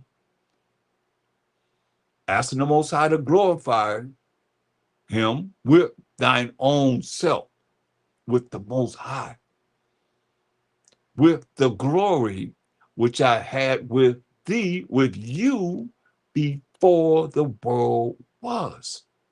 That's why they're telling you the future. When the prophets searching what? In 1 Peter 1 and 11, searching what? Or what manner of time the spirit of a Mashayach, which was in them, did signify, when it testified beforehand, the sufferings of a Mashayach and the glory that should follow. So he prayed for what? The glory which he had with the Most High before the world was. So once he, y'all bear with me because I'm just bringing it as a story. You know, one day they might make a movie out of this. I know he used to come out to the beach all the time in the early 90s. Talk about the chariots before Independence Day came out. I know that. Act 1 and 9. It said, and when they had spoken these things, and when he had spoken these things, while they beheld, he was taken up, and a cloud received him out of their sight. A cloud received him out of their sight, right? And this cloud is defined in Psalms 104 and 3. Who maketh the beams of his chariots, who maketh the beams of his chambers in the waters, who maketh the clouds his chariot. See, the clouds are his chariot. Who walketh upon the wings of the wind, right? And Psalm 68 and 17 show you who drive these chariots. We call them IFOs. You know, I see that they get ready to start exposing a lot of these UFOs. Trump's still calling them UFOs, unidentified flying objects. They get ready to start exposing a lot of things that's on this earth that's been hidden. But most people, now just who's driving them chariots. Psalm 68, 17. The chariots of the Most High are 20,000, even thousands of angels. See that? The chariots of the Most High are 20,000, even thousands of angels. So the angels are the one that's driving the chariots, which are called the clouds. Because they're a cloud in the day and a fiery chariot at night. So now Daniel seen that prophecy come to pass as he prayed right there. Daniel seen the prophecy of his prayer being answered. Now remember, he ascended up into a cloud, right? A chariot. Daniel 7:13. And I saw in the night visions, because that's how the Most High speaks to us through dreams and visions. And behold, one like unto the Son of Man, and Ha Mashayach Yahawashi, came with the clouds of heaven, came with the angels, in the chariots, in the IFOs, identified flying objects. They call them UFOs, unidentified flying objects. We know what they are. And came to the Ancient of Days, who was the Most High. Ain't nobody more older than the Most High. And they brought him near before him. Listen, and they were giving him, when we prayed for certain things, and they were giving him dominion and glory. You see, his prayer was answered. It was giving him dominion and glory and a kingdom that all people, nations, and languages should serve him. His dominion is an everlasting dominion, which shall not pass away, and his kingdom, that which shall not be destroyed. That's right. That's why I said in verse 27, and the kingdom and the dominion and the greatest of the kingdom under the whole heaven shall be given to the people of the saints of the Most High. That's the children of Israel, that remnant, whose kingdom is an everlasting kingdom, and all dominions shall serve and obey him. Better understand, everybody gonna serve and obey Ha Mashayach Yahawashi in that day. So that's what they're saying. They're looking at this. Going back to 1 Peter's 1st chapter, verse 11, searching, just the prophets, man, searching what? Or what matter of time the spirit of Ha Mashayach Yahawashi, which was in them, did signify when it testified beforehand the sufferings of a Mashiach and the glory that should follow. So they had the spirit of a Mashiach, and they had the spirit of the Most High. And it's defined right here, tell you in Isaiah 11 and 2, because people talking about they got the spirit of the Most High. I don't even know what the spirit of the Most High is. If you got the spirit of the Most High, you can do these things. This first and foremost, talk about Ha Mashayach Yahawashi, verse 1. Let's look at verse 1. Isaiah 11 and 1, and there shall come forth out a rod out of the stem of Jesse. Jesse is King David's father. And a branch shall grow out of his roots. That's Ha Mashayach Yahawashi. He's that branch. And the spirit of the Most High shall rest upon him, the spirit of wisdom. This is the spirit of the Most High. Yes, somebody got the Holy Spirit. The Holy Ghost, this is the spirit of the Most High. We found no word for ghosts in the Hebrew, but anyway, the spirit of the Most High shall rest upon him. What is defined as? The spirit of wisdom, which is the proper application of knowledge and understanding. Once you have the proper application of knowledge, to depart from evil, which is understanding. The spirit of counsel, how to counsel somebody from these scriptures. And might, that's spiritual power. By SHAM, Mashayach Yahawashi, the spirit of knowledge, gathering the right information, and of the fear of the Most High. That's very important. So they know this, man. That's what they had. The spirit of a Mashayach, the spirit of our big brother, Ha Mashayach Yahawashi. Going back to 1 Peter's, the first chapter, verse 12. Unto whom it was revealed that not unto themselves, but unto us they did minister the things which are now reported unto you by them that have preached the gospel unto you with the Holy Spirit sent down from heaven, which things the angels desire to look into. That's very important, because you got angels on the right hand, you got angels on the left hand. The angels know what's on the right hand, they know what they know. The ones on the left hand know what they know. You know, we have opportunity as dealing with, you see, that the angels desire to look into. When you look at what it is that he revealed to us, they didn't have revelations. You know, the ones that walked the earth, anyone walked the earth, they didn't have a book of Revelations. But here we are in these last days, man, having a whole volume of the book, and then so many things that go with it outside the Bible. Look at Hosea 6. It says, come. It says, no, that's not what I want.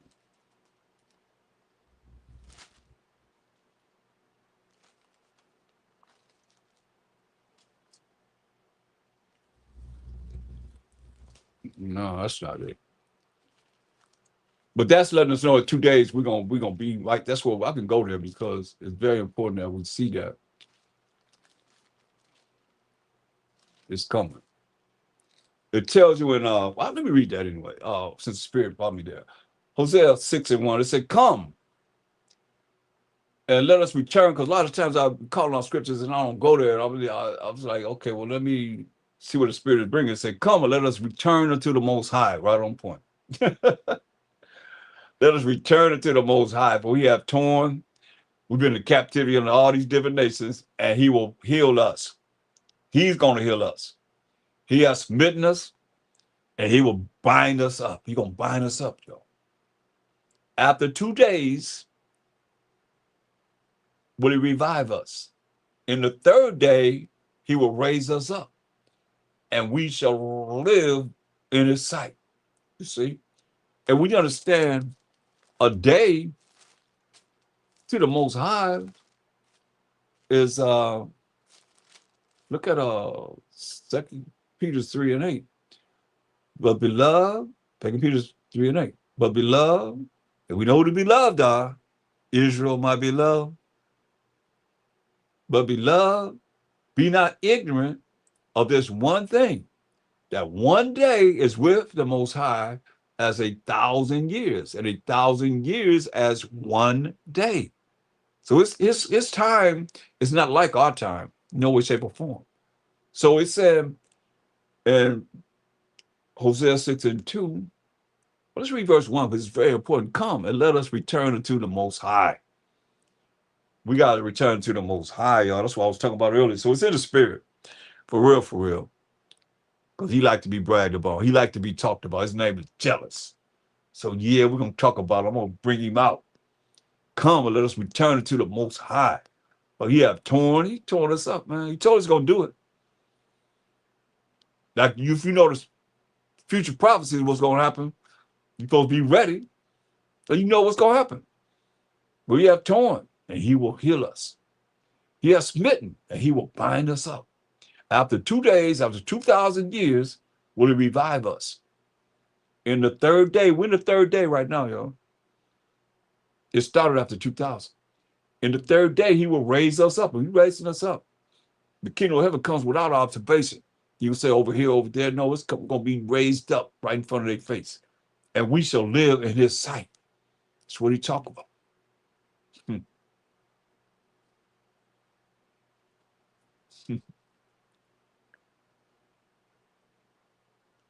Then shall we know, if that's a condition, we follow on to know the Most High.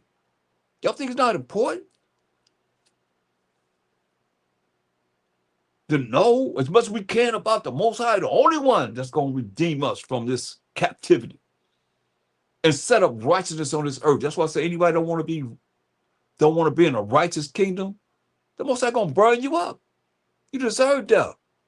We talking about a righteous kingdom. We talking about the kingdom like we have now. People suffering all that. Ain't nobody gonna be no more tears, man. No more sadness, no more pain, no more sorrow. No, come on. Y'all don't want that? Then shall we know, if we follow on to know the Most High. His going forth is prepared. His going forth is prepared. Y'all, the kingdom is prepared for us. Waiting on us to get our knuckleheads together, man. His going forth is prepared as the morning. And he shall come unto us as the rain, as the latter and former rain upon the earth, man. He cometh. Now I want to go to 1 Corinthians 6 and verse 1. It say, dare any of you, 1 Corinthians 6 and 1, say, dare any of you having a matter against another, go to the law before the unjust and not before the saints? A lot of y'all have problems, man. Y'all call up Esau, call up the law enforcement without going through the council of the saints, the Israelites that have been set up to counsel our nation. Do ye not know that the saints shall judge the world? We got to define the saints. Because it said the saints going to judge the world. Psalms 148 and 14. Psalms 148 and 14.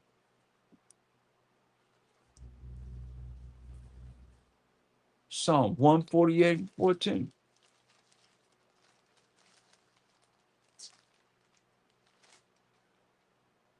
He also exalted the horn, the power of his people, the praise of all his saints. Who the saints? Even of the children of Israel, who are we? A people near unto the Most High. Praise ye the Most High. Praise the Most High. Praise the Most High. Praise the Most High. Praise the Most High. So that defines the saints right there. Even of the children of Israel, who are we? A people near unto the Most High. So I say praise the Most High. So it say, look, 1 Corinthians 6, talking about the angels. Like I said, you got angels on the right side, angels on the left side. Listen what it say. 1 Corinthians 6 and 2. Do ye not know that the saints, or the children of Israel, shall judge the world? And if the world shall be judged by you, are ye unworthy to judge the smallest matters? Listen, know ye not? Don't you know this? That we shall judge angels? Huh? Know ye not that we shall judge angels? How much more things that pertain to this life? That's what it's saying. But see, we can't see that because You have to be spiritual to know you're going to be able to judge something that is spiritual. Make sense? It should.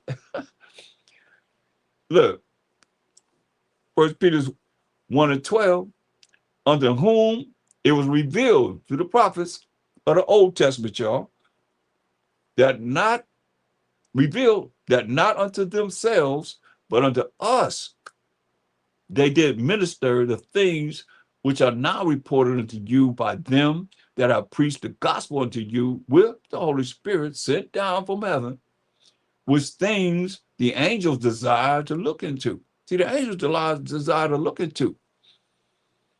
Wherefore, gird up the loins of your mind the way you think. That's why I say you got to change the way you think. So I say, wherefore, gird up the loins of your mind. Be sober and hope to the end for the grace that's getting something you don't deserve to get, that is to be brought unto you at the revelation of Ha Mashayach Yahawashi. When he come break through them clouds, man, come down like he gonna descend, like he ascended up in the cloud, he gonna descend in the cloud. That's why we gotta be ready. Man, say, gird up your loins, the loins of your mind, the way you think. And be sober, be focused. Don't be sitting around here being drunk and high and all that, man. You ain't making it. Just come, you ain't gonna have your right mind. You gonna know. To be sober and hope. That's your faith, man, in the Most High, to the end for the grace that is to be brought up to you. Who the grace for? See, all these things matter when you look at defining what it is that's said you can't gainsay on. We didn't define the saints, right? Even of the children of Israel who are people near to the Most High, praise ye the Most High in Psalm 148:14. Now it says the grace that should come to you. So when you see that, matter of fact, we ain't got to go there. First and foremost, look who Peter's talking to. We gonna go there. We'll define it, but look who Peter's talking to. 1 Peter 1:1. Peter, you go through most of these beginning of these chapters of these verses, and they're gonna show you who it's talking to. Peter, an apostle of Ha Mashayach Yahawashi, to the strangers scattered throughout Pontus, Galatia, Cappadocia, Asia, and Bithynia. Elect. That's very key right there. So these are strangers. Like some of you might be strangers to me. We don't know each other. You might know of me, but you really don't know me, and I don't know you. You see? We're strangers, but we still Israelites, you see? It says, hey, Peter, an apostle of Ha Mashayach Yahawashi, to the strangers scattered throughout Pontus. He don't know these people, but he know they're Israelites. Pontus, that's why they're strangers. Galatia, Cappadocia, Asia, and Bithynia. Elect. This is why you know it's not talking about anyone, any nation that's called themselves, a stranger, because it's got two types of strangers. Strangers of the other nations, you got the stranger right here that are the elect, according to the foreknowledge of the Most High, the Father, who's the power of who? Abraham, Isaac, and Jacob. So that's who the elect are. That's why I said we have to keep reviewing it, but these, pretty soon, it'll be natural. You already know how to define these words that's being said here in the New Testament from what's written that they only had to go by, and that's the law and the prophets, the Old Testament, period. That's all they had to go by, y'all. So who are the elect? Isaiah 45:4. For Jacob my servant's sake, and Israel mine elect. Can get no clearer than that. That's why I like those precepts that's right to the point blank. Israel mine elect. So without a shadow of doubt, it's talking to the Israelites. Y'all see that? Anybody not see it? I mean, I can go over it. I can go some more. If you don't see it, don't be ashamed to say, I don't see it, or, give me a little bit more. Because that says it right there. I mean, it's pretty clear. Elect, Israel, mine elect. Israel, my beloved. Is that what we're saying? It's right to the point.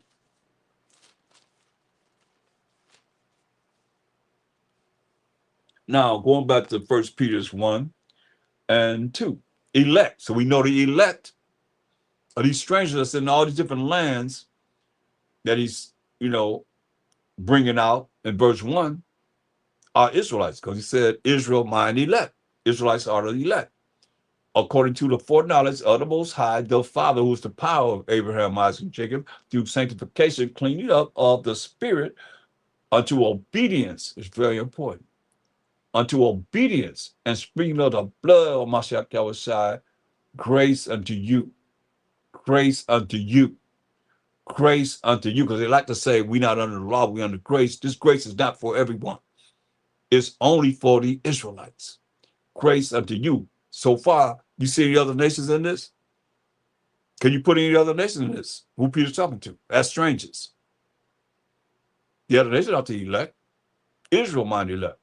So it said, grace unto you and peace be multiplied, right? So now, when we look at Wisdom of Solomon 4:15,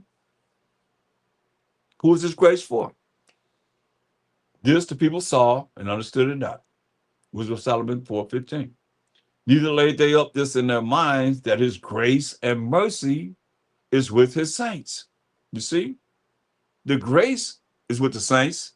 The mercy is with the saints. So his grace and mercy is with his saints. And we just define the saints where? In Psalms 148:14. He said, a people, he said, Israel, the children of Israel, people near to him. Praise ye the Most High. So the saints are the Israelites. Can y'all still hear me on the conference call? Well, it just did something. I don't know what that was. It just changed the whole background. Everything changed. Can y'all still hear me? So it said, this the people saw and understood it not. Neither laid they up this in their minds, that his grace and mercy is with his saints. You see? So when it say grace, it ain't talking about no one but the Israelites, to the saints. That's what we got to look at, y'all. So now that we know that without a shadow of doubt, the book of Peter is talking to the Israelites. 1 Peter 1:13. It says, wherefore gird up the loins of your mind, and when you think, be sober. You gotta be focused and hope to the end for the grace that is to be brought unto you. Who the grace for, y'all? Everybody know the grace is to the saints. Grace and mercy is to his saints, who are the Israelites. At the revelation of Ha Mashayach Yahawashi. You see? As obedient children. This is very important, y'all. As obedient children. Not fasten yourself according to the form of lust in your ignorance. You know? We got obedient children. I mean, you're going to be doing what the Most High tell us to do. His rules and regulations, his laws, statutes, commandments. You're going to be following what he says as obedient children. Not fasten yourself according to the form of lust. I used to be in your ignorance, like the world is in ignorance. Gross darkness, man. Gross ignorance. He told Esau to shut up and get thee in the darkness in Isaiah 47:5. And we went into darkness. He put the people in gross darkness in Isaiah 16:2. Gross ignorance. That's why it's so hard to get our people to come out of this ignorance. Because they've been programmed from the point of us being enslaved, him having our Bible from 1492 on to now, and publishing the Bible, making the money off the Bible, putting whatever they want to put in there while we enslaved and can't learn how to read or write or whatever. So now here it is, this little that you're trying to stop from being shameful before the Most High and shaming him, and us actually saying, he understand how I feel. He know my heart. He know my spirit. Yeah. And he know that he going to put you to death. He going to burn you up for offending him. That way, I'm going to go to my place till we acknowledge our offense, how we offended him. Until we acknowledge the fact that we offended him and stay there and don't go nowhere else and look at how man, is that offending the Most High? Is that offending the Most High? And look at what we can do to please him instead of ourselves. He got to do whatever you want him to do for you, but you ain't got to do what he said, tell you to do. Instead of offending him, man. That's also as obedient children. Not fashioning yourselves according to the form of lust in your ignorance, man.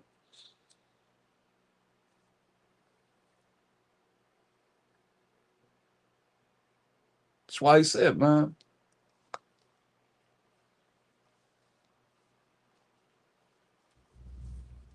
Romans 12.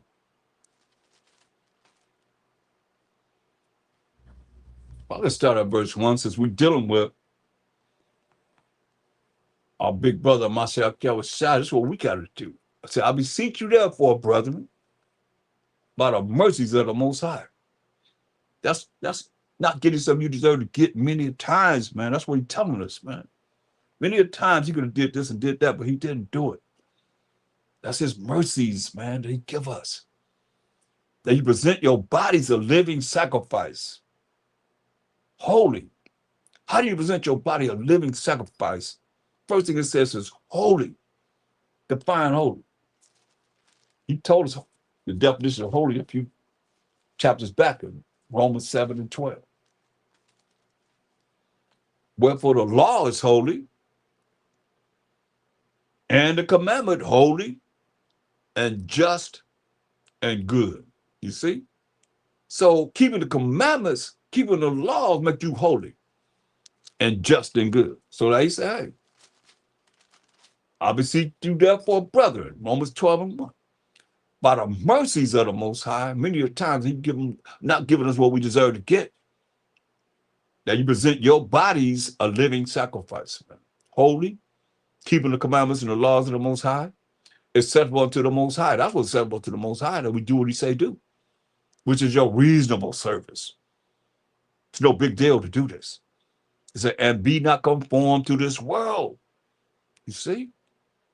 He said, and be not conformed to this world, but be ye transformed by the renewing of your mind. That's why I say, gird up your, just we in Romans. We ain't not in Peter's, we in Romans. He said, hey, gird up your mind, man. He said, renewing of your mind, changing, that ye may prove what is that good and acceptable. We know what's good. He just said the law is holy, the commandment holy and just and good. Still, you're not going to avoid dealing with the Most High's commandments and his laws that he wrote with his finger, y'all.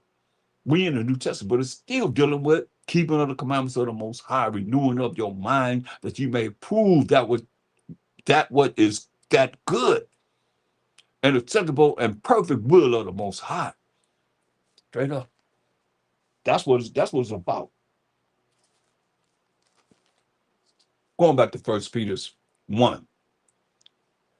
And read 14 again. As obedient children, doing what he say do, though. Keeping his rules and regulations, his laws, statutes, commandments. Not fastening yourselves according to the form of lust in your ignorance, when you didn't know. Man, he told us, man, many times. He told us this, man. We just get caught up in our little fantasy world or this world. This world had you all jacked up, man. It have you really jacked up. You be like, man, that was me. I was like that. Yeah, this is how we all were one time, man. Can't really look at ourselves too high-minded at all, man. We jacked up, man. 1 Corinthians 12 and 2. 1 Corinthians 12 and 2 said, you know, don't you know that ye were Gentiles carried away unto these dumb idols? That's what I'm trying to get us to stop dealing with these dumb idols now, man. Even as you were led, you've been led to believe that, LORD is, not BAAL. You're going to keep on doing it and offending the Most High. Say, you're going to be shamed, man.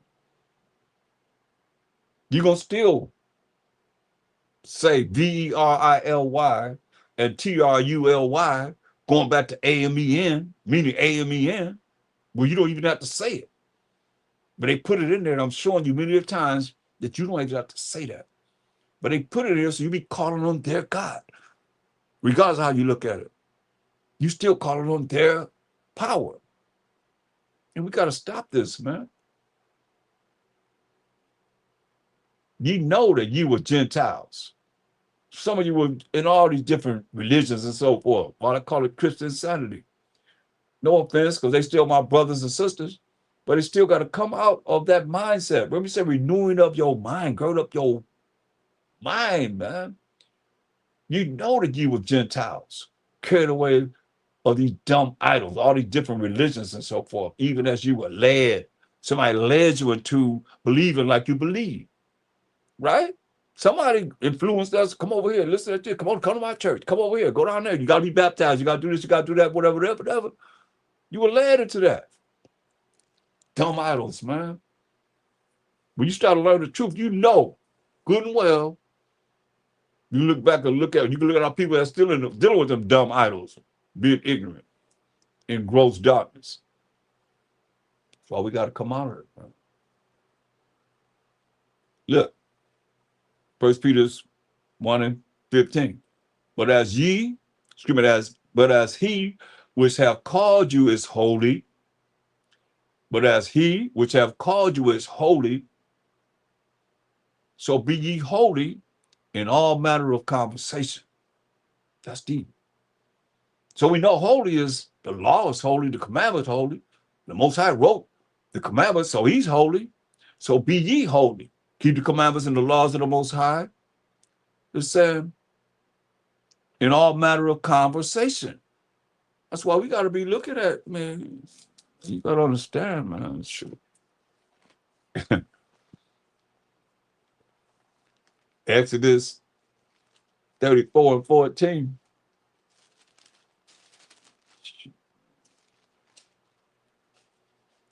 But thou shalt worship no other power, for the Most High, whose name is jealous. It's a jealous power. You hear that? You better be knowing about the Most High. And once you know him, it's one thing to say repent and keep the commandments, but it's another thing to know who wrote the commandments. And not just looking at, Israel, because, man, we ain't going to say, look, real quick, just so you know, because I say it, I want to prove it, so you know, because some of y'all depending on man. I think y'all exalt man more than you do the Most High. His name is jealous. You would say he's a jealous power. Whose name is jealous. You know? I don't want nobody to be able to put me in a spot that I'm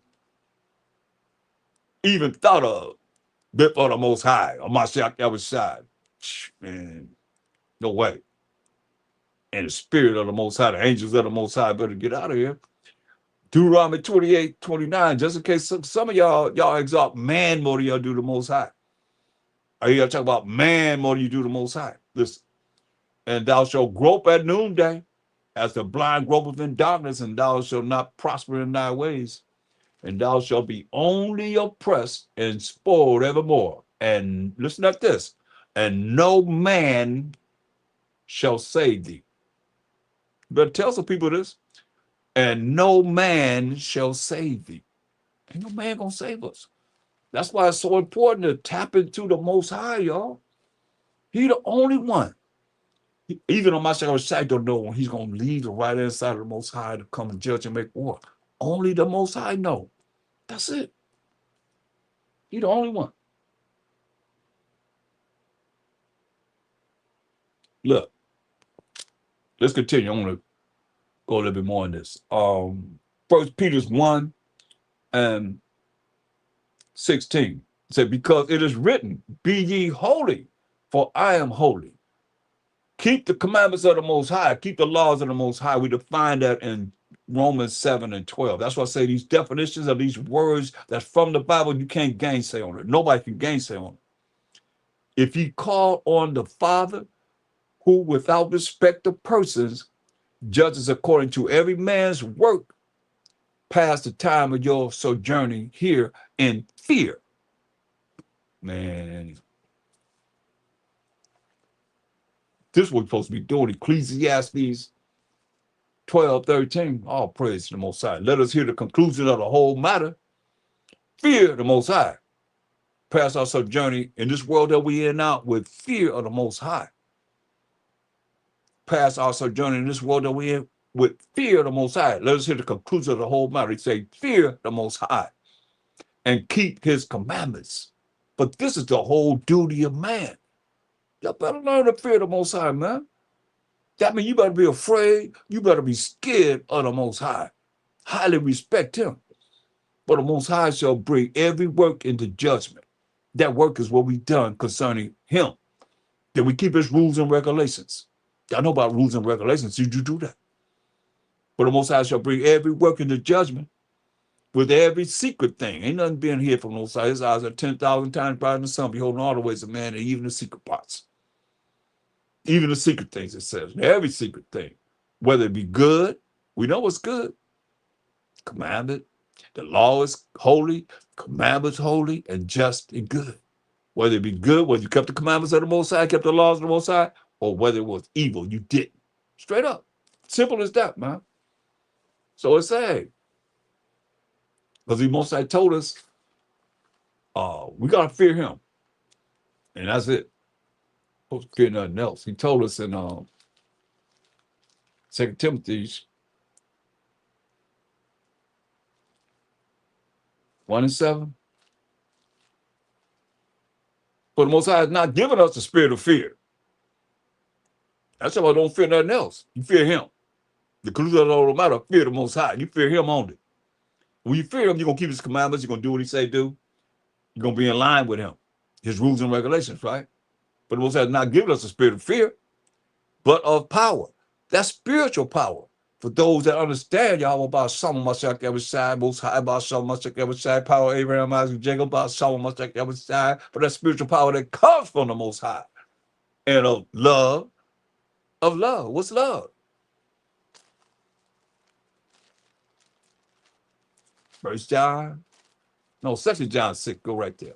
2 John 6, right to the point. And this is love, that we walk after his commandments. That's what he's given us, that we walk after his commandments. This is a commandment that, as ye have heard from the beginning, you should walk in it. That's love, keeping all the commandments of the Most High. 2 Timothy 1:7. For the Most High has not given us the spirit of fear, but of power and of love and of a sound mind. You see? That's why when you look at this fear that's talking about in 1 Peter 1:17, it's talking about the fear of the Most High.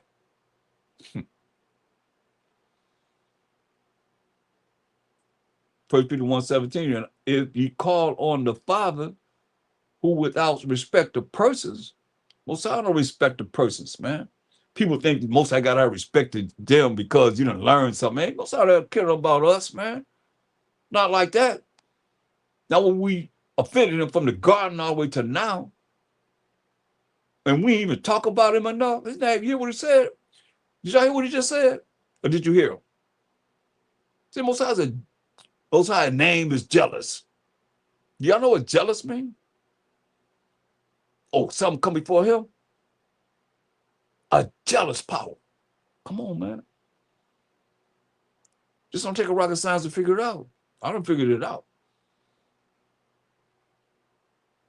All you got to do is come back to that order. Most High, Mashayach Yahawashi, man and woman. As soon as we come back to that order and recognize that ain't no man going to save us, and whatever you think you know, uplifting yourself, I say knowledge puffers up, man. Knowledge don't mean nothing if you ain't looking at the Most High, man.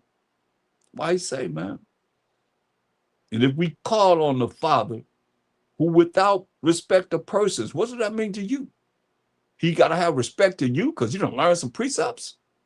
You serious? How many men I done seen come and go? No more precepts probably than all of us put together. Bugged out. You got to endure to the end, man. And you got to be humble with a broken and contrite spirit. And if you call on the Father, who without respect of persons, man, look. And that's serious right there. But that hits home. I don't know how to hit with y'all. That hit home. Looking at that, man, I mean, like, man. Colossians 3:25. But he that doeth wrong shall receive for the wrong which he hath done. And there is no respect of persons. That's from the Most High. He that doeth wrong shall receive for the wrong which he hath done. And there is no respect of persons. That's why he said it to it. That's why he said it, man.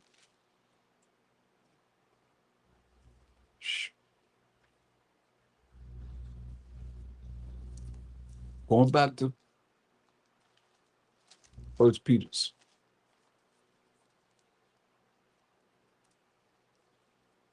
1:17. And if we call on the Father, who without respect of persons, who the Most High respect on?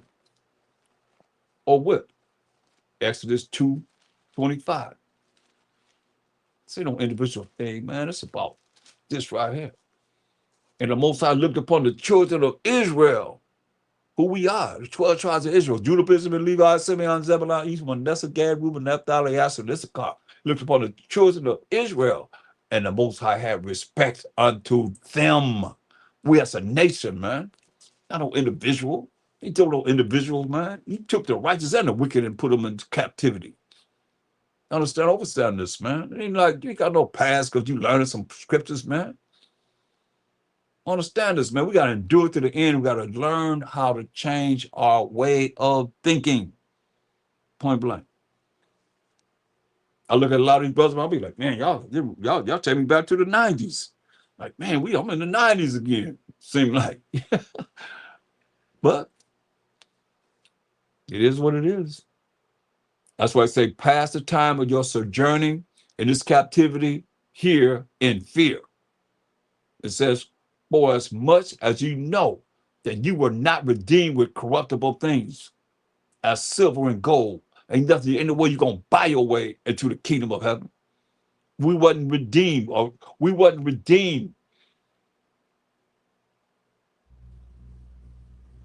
with money, silver and gold, from your vain conversation received by tradition from your fathers. Hear that?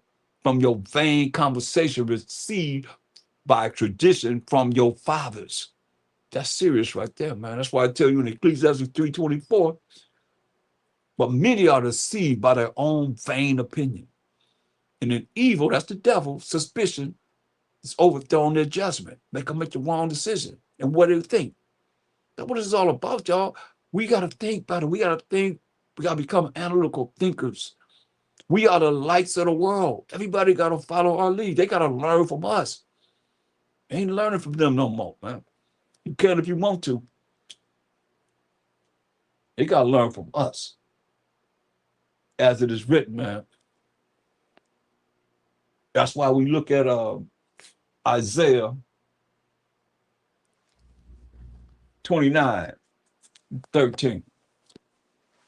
Isaiah 29:13. So we've been duped too long, man. We've been bamboozled too long, man. As Malcolm said, man, we're gonna be Shanghai too long. Been ran amok too long. It's time to come out of this ignorance, not knowing, this darkness, being stupid. Look at what it says. Isaiah 29:13. Wherefore the Most High said, for as much as this people draw near me with their mouth, yeah, they sound good, sound like they believe in him, sound like they want to, trust in him and praise the Most High, praise Jesus, praise whoever. Some you don't even know. It's all praises. APTTMH. People don't know that. And they put it there. Made him an initial. Whatever you pray the Most High, say, what initial was that? What initial was that? Where they at? Well, they're in where they in Cambodia? Where they at? They're in Alaska? Initial. Okay, your initials. BTM. Well, there's some BTMs in South Africa. There's some BTMs in Europe. BTM. That's you. God have made the most high so significant as being just initials. the MH, TMH, not the, but TMH, which not the Most High, TMH. Come on, man. We got to do better. Oh, yeah. See, y'all leaving now because it hit you.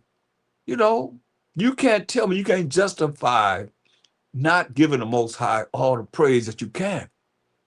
All praises. You can't say all praise to the Most High. Come on, man. This is real. How do you think the Most High feel about that? You can't say you can't say he know who I'm talking about. And you can say it. How many times, just go back to this lesson, see how many times I said all praise to the Most High. I'm a praiser. I'm sincere about what I'm saying. Because it's real. Man, his name is jealous. We ain't nothing. Come on, who are you? Talk to me. Why y'all ain't boasting about who you are concerning the Most High? You say nobody saying nothing. And I'm talking to everybody besides who's on this line right now. See, nobody say nothing. But some of you say, "Oh, I don't think I'm nothing. I don't think I'm nothing. I'm just talking about the Most High. I'm sincere about who I'm talking about. And I feel it right here, man. I mean, you can't feel nothing, then hey, that's on you. He gonna deal with you. It's a fearful thing to fall in the hands of living power, especially now. When Jacob's trouble getting ready to come around. Look, here we are. This is what y'all done dealt with, man. Wherefore the Most High said, as for as much as this people draw near me with their mouth, and with their lips do honor me, but have removed their heart, which is their thoughts, their minds far from me. And their fear toward me is taught by the precept of men. That's who's teaching you. The precepts of men, man. 2 Corinthians 7:1. Y'all following men. Follow what these scriptures say. Follow this. Hold up. Now, before you go there, follow this. Since I've been saying I'm talking a lot of stuff, right? It ain't boasting. I just have the spirit. I love the Most High. I don't know how y'all feel. I love it. I'm talking about him, and I want everybody else to start putting him in their conversation and really looking at what it is that he says in these scriptures, man, to apply them in our life. We can get out of here. Set up a righteous kingdom on this earth. Stop having to deal with all this wickedness that we have to deal with, man, just to make it. Ecclesiastes 43:29. The Most High is terrible. What does that mean to you? He said the Most High is terrible. What does that mean to you? He's not terrible? The Most High is terrible and very great and marvelous in his power, man. We're talking about the Most High right here. Brother's talking about where you see the Most High by himself. Here he is right here. Can you hear? Huh? He said, look, when ye, that's us, glorify the Most High, to exalt him with as much as you can. What part of that you doing? He said, when you glorify the Most High, exalt him as much as you can. For even yet will ye far exceed, man. You can't even far exceed exalt him, man. They say, and when ye exalt him, put forth all your strength. What does that mean? All praise the Most High. APTT, man. All praises, TMH, you know. I mean, he said, when you exalt him, put forth all your strength and be not weary, for ye can never, hear this? You can never go far enough, man.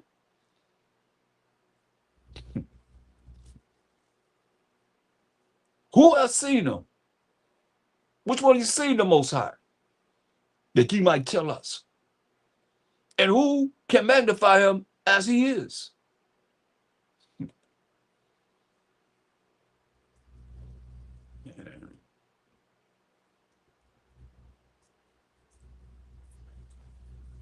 He said the earth was his footstool. He said the heavens can't contain him.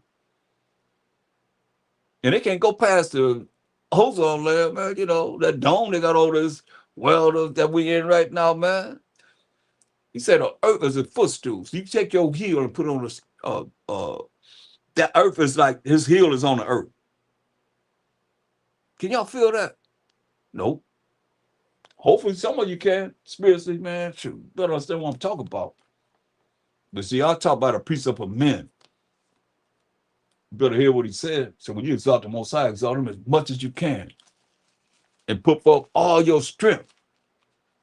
You know, my neighbors probably say, that nigga, he hollering again. They go to this class. But one thing I have respect for him, they respect when I have class. You don't hear all that. You don't hear a bunch of noise. You don't hear a lot of stuff going on. They respect this word. All praise to the Most High. It's like that. 2 Corinthians 7:1. 2 Corinthians 7:1. Having therefore these promises, dearly beloved. So who's it talking to? It's a having therefore these promises, dearly beloved. Who's it talking to? If thou knowest. Dearly beloved. That's what I'm telling you, through the Spirit of the Most High, all praise to the Most High, that these definitions are very important to define these words by the Bible. You can't gainsay on it. Dearly beloved. Who to be loved? And where you find the beloved at? See, y'all just, sometimes I feel like I'm just a little preacher. But I'm glad I have people that's outside from y'all not participating, that they participate. Because, you know, certain things have been brought. It would be great if you participated to be able to show that, okay, well, you got it. It ain't just going out void to you. So why? I mean, I could just do what I'm doing. I could do this anytime and just put it out there. Boom. And I have to deal with, you know, communicating with no one. Just look at what it is. And I got so much information to bring out. If I need to do that. Having therefore these promises, dearly beloved, who are the Israelites. How do you prove who the beloved are? How do you prove who the beloved is? Say, dearly beloved. Who the beloved? You know what scripture?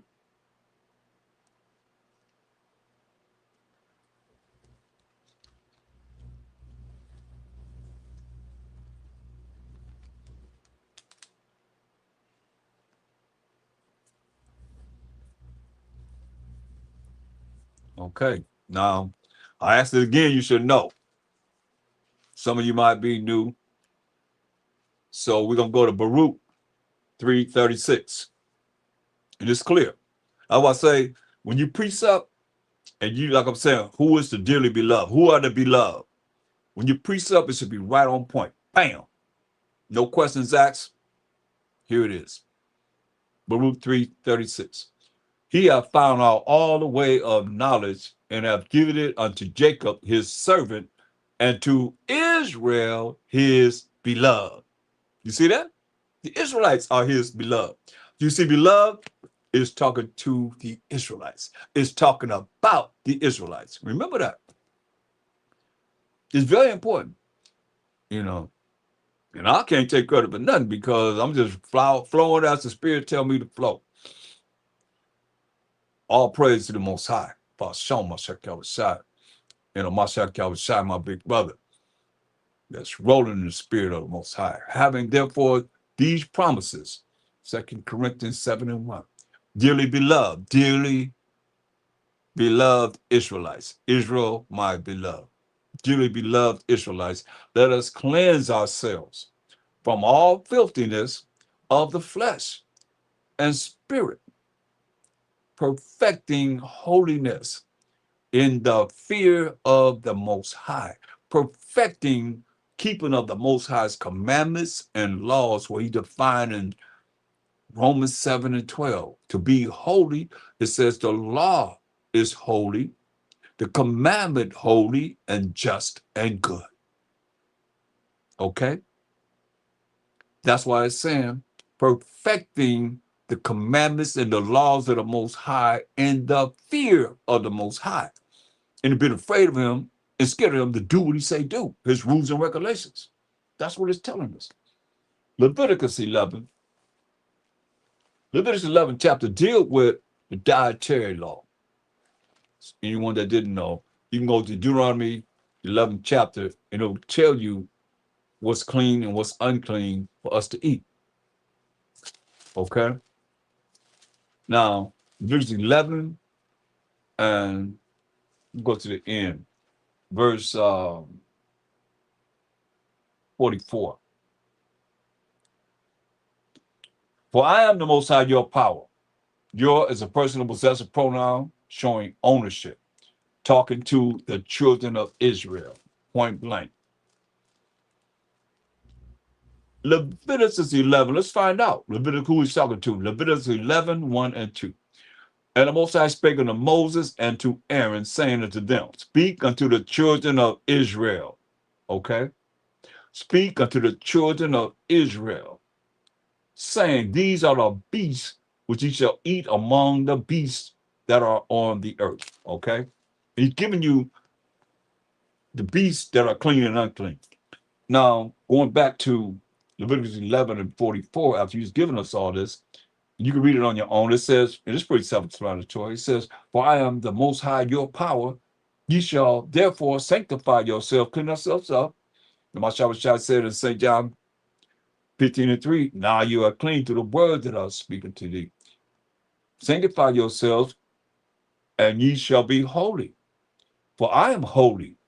Neither shall ye defile yourself with any manner of creeping thing that creepeth upon the earth, different insects and all that madness, man.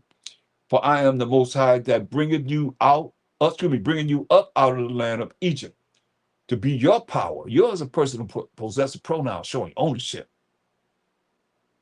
Talking to the children of Israel. We read that in Leviticus 11 and 2.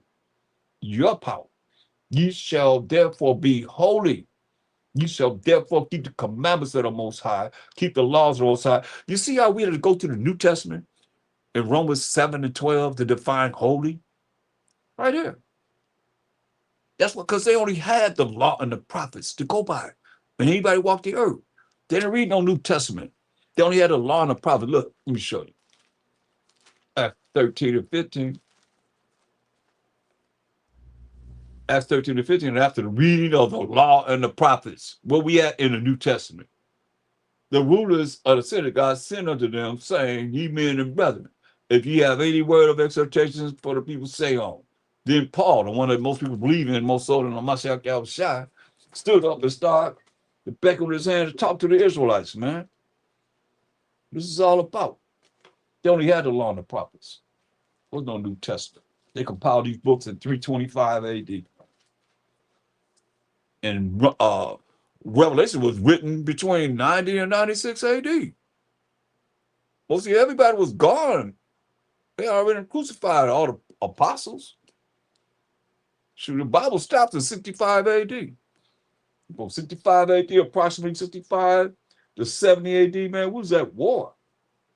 And we fell in 70 AD. So going back to Leviticus 11 and 55, for I am the Most High that bringeth you up out of the land of Egypt to be your power. Ye shall therefore be holy, for I am holy. This is the law of the beast and of the fowl and of every living creature that moveth in the waters, and of every creature that creepeth upon the earth, to make a difference between the unclean and the clean, and between the beast that may be eaten and the beast that may not be eaten. Come on. A lot of these nations, man, they don't care about whatever it is. They eat whatever. And that's why some things, man, it was like, so I was like, hey, don't worry about it. Don't, we can't eat it. He told us in Exodus 23 and 31, he said, and ye shall be holy. You keep hearing this word holy. You shall be holy men unto me. You shall keep the commandments and the laws that the Most High wrote with his finger unto him, the Most High. Neither shall you eat any flesh that is torn of beast. Hear that? Neither shall you eat any flesh that is torn of beast in the field. Like an animal that kill like uh, an animal kill a deer and ate all it want and left the carcass there. you shall cast it to the dogs. We can't eat everything, but dogs can. And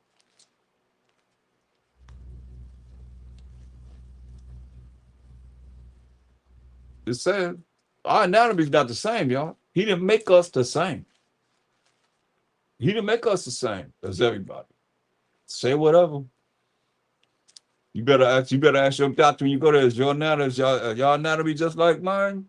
Do y'all use melanated mice to check out these medications, or do you use albino mice, white mice, to check out this particular chemical, what it'll do? Think about it. I've been there. I've been there many years, man. How to deal with this, man. Look what it says in David prophesied, and he said, cast it to the dogs. You have roadkill. That's what they call roadkill. He says I'm dead on a animal, like, a deer or whatever. Boom, they hit them, and then the animal ate a little bit out of it or whatever. That's roadkill. He said, hey, cast it to the dogs, right? Look what it say. Psalm 22:16. David prophesied about a Ha Mashayach Yahawashi on that tree. They crucified him on that tree, right? He said, for dogs have compassed me. You know that? For dogs have compassed me. The assembly of the wicked have enclosed me. They who are dogs pierced my hands and my feet. That's what it says. So who pierced his hands and feet? If I might ask. Now, we can't eat everything. That's why I said we have strict rules and regulations that we have to go by. Who pierced Ha Mashayach Yahawashi's hands and feet? Oh, y'all scared to answer, huh? The Romans. They don't want to put him to death. Now, I looked up dog in the New English Bible Dictionary. I didn't write it. It says, in the East, dog is used for impure and profane persons. It was used by the Jews respecting the Gentiles. You see? It says, those that are shut out of the kingdom of heaven are also called dogs. Revelation 22:15, on account of their vileness, probably a reference to homosexuality. Now, that's what the New English Bible Dictionary says pertaining to dogs. You say you can cast it into the dogs. How much I was says? And David is saying, for dogs have compassed me, the assembly of the wicked have enclosed me, they pierced my hands and my feet. That's what he's saying right there. We can't eat everything. We can't eat, like I said, remember said, tell the children of Israel, told Moses and Aaron to tell us, the children of Israel, these are clean and these are unclean. We can't eat everything. And remember, the heathen know we went to captivity for our iniquity. That's why God pork to otherwise meat. They, contaminating everything. Well, we got to read all the labels and all that stuff. We got to read it because, hey, they defiled everything. Acts 20 and 28. Acts 20 and 28. We got to be holy. You want to make it to the kingdom? You got to keep the commandments, the laws of the Most High. Acts 20, 28. Take heed, therefore, unto yourselves and to all the flock, over the which the Holy Spirit has made you overseers, like myself, to feed the church, which really, that's a new word, church. It's really congregation. You said congregation of the Most High, which he had purchased, of Ha Mashayach Yahawashi, Salakia, of Ha Mashayach Yahawashi, which he had purchased with his own blood. You hear that? He purchased with us with his own blood. That flock. Because we're sheep. He the shepherd. Take heed, therefore, unto yourselves and to all the flock, over the which the Holy Spirit has made you overseers, overseeing the sheep, to feed the church of the Most High, which he had purchased with his own blood. So how you get anybody else? Okay, we got to define that church. In Acts 7, 37 and 38. Who that church is talking about? He have what? He said he have made us overseers to feed the church of the Most High, which he have purchased with his own blood. Who the church? Acts 7:37 and 38. This is he. This is that Moses, which said unto the children of Israel, a prophet shall the Most High your power raise up unto you of your brethren, like unto me. Him shall ye hear. Ha Mashayach Yahawashi, y'all. This is he that was in the church in the wilderness with the angel. Who was in the church in the wilderness? Who was in the wilderness? The children of Israel. This is he that was in the church in the wilderness, the children of Israel, with the angel which spake to him in the Mount Sinai, and with our fathers who received the lively oracles to give unto us. Oh, yeah, that's the church, man, the children of Israel, point blank. Now let's look at Deuteronomy 7 and 6. Got to be holy, man. Got to keep the laws and the commandments of the Most High. The Most High wrote them laws with his finger. That's his work that he done. Deuteronomy 7 and 6. But thou art an holy people unto the Most High thy power. The Most High thy power hath chosen thee to be a special people unto himself, above all people that are upon the face of the earth. When we do what he say do, we keep his laws, statutes, and commandments. Leviticus 19 and 1 and 2. Leviticus 19 and 1 and 2.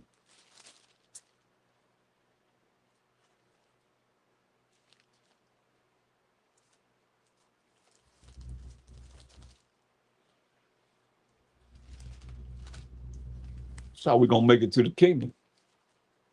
And the Most High spake unto Moses, saying, speaking to the congregations, like I told you, that's what it said. He put church for the New Testament, the congregation of the children of Israel, and saying to them, ye shall be holy. See that? You hear it over and over again. We got to keep the commandments of the Most High and the laws of the Most High, as defined in Romans 7 and 12 in the New Testament. The definition of holy.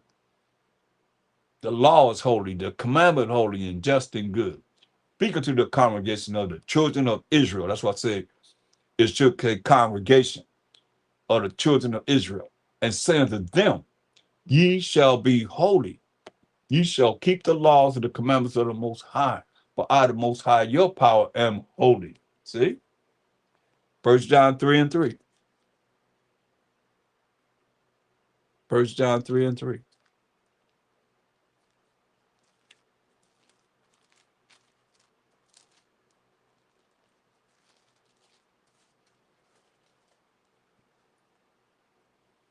And every man that has his hope in him purify himself, even as he is pure, man. We gotta purify ourselves by what? By keeping the word of the Most High. That's why I say, look, let's go to verse 1. It said, behold, what matter of love the Father, the Most High power of Abraham, Isaac, Jacob, have been talking about all night, have bestowed upon us, that we should be called the sons of the Most High. That we should be called the sons of the Most High. Now, anybody can be the son of the Most High? We shall be called the sons of the Most High. Therefore, the world knoweth us not, because it knew him not. You know?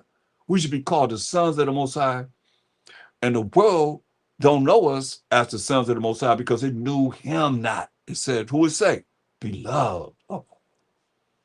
You see how important these words and definition are? How you gonna gainsay on it's talking about anybody but the Israelites? That's why we went to what scripture to prove the beloved?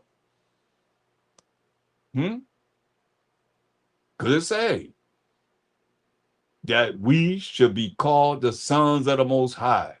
Therefore, the world knoweth us not, because it knew him not. It said, beloved. Beloved. Who the beloved? the children of Israel. We just defined it in Baruch 3:36. Israel, my beloved.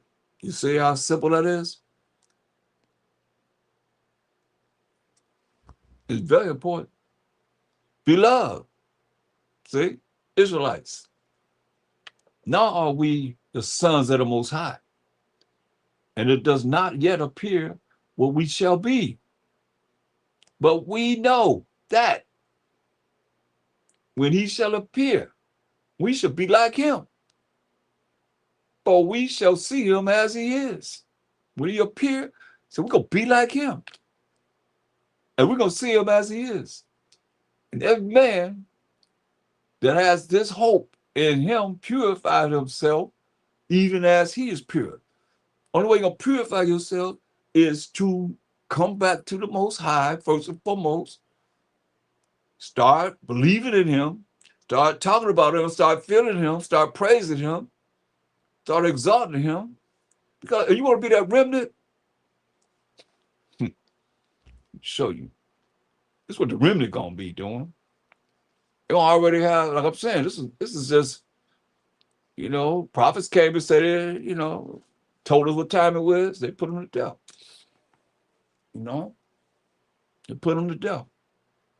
They would tell them prophecy of what's going to happen.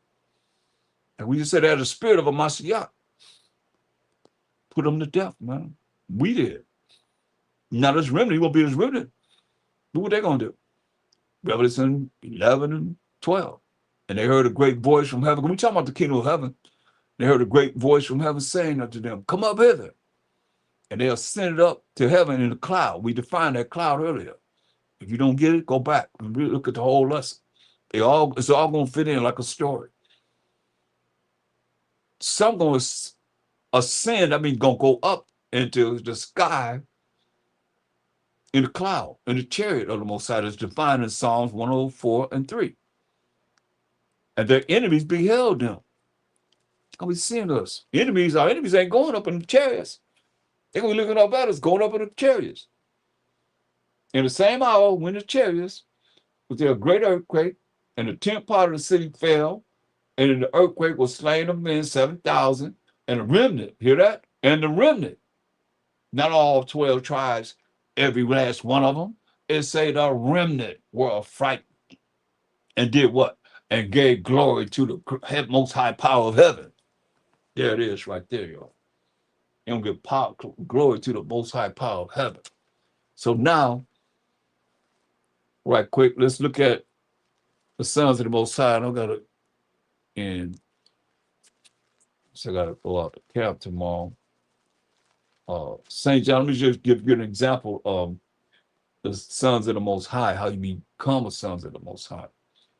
Mashayach let us know here in St. John 1 and 11. This is what most Christian sanity religions go to.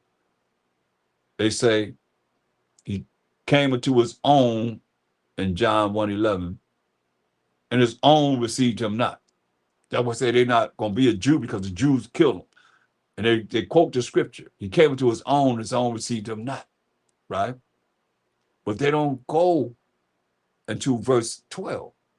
It says, but as many as received him, as many that receive Ha Mashayach Yahawashi, like I am, and a lot of you are, have the true testimony of Ha Mashayach Yahawashi in the volume of the book, but as many as received him, so that you know that some of us received him. Everybody didn't reject him, or the Israelites. But as many as received him, that's why they had to get him, on the Passover when everybody was inside the house. The next day, everybody coming together, they would have knew. They couldn't do it then. On the 15th, they killed him on the 14th of the first month. They say, but as many as received him, to them gave he power, that spiritual power right there, to become the sons of the Most High, even to them that believe on his name. But that's in the name of the anointed Savior. That's by SHAM Mashayach Yahawashi. Because he said in John 14 and 6, he said, I am the way. Much I would say, said to him, I am the way, the truth, and the life. That no man come up to the Father but by me. There is no New Testament. If you go to the time he's saying this, how can he say that? He said, no man come to the Father but by me. How can he say that? And he said it when he's in the flesh. During the time that he walked the earth in his ministry between 30 and 33 years old.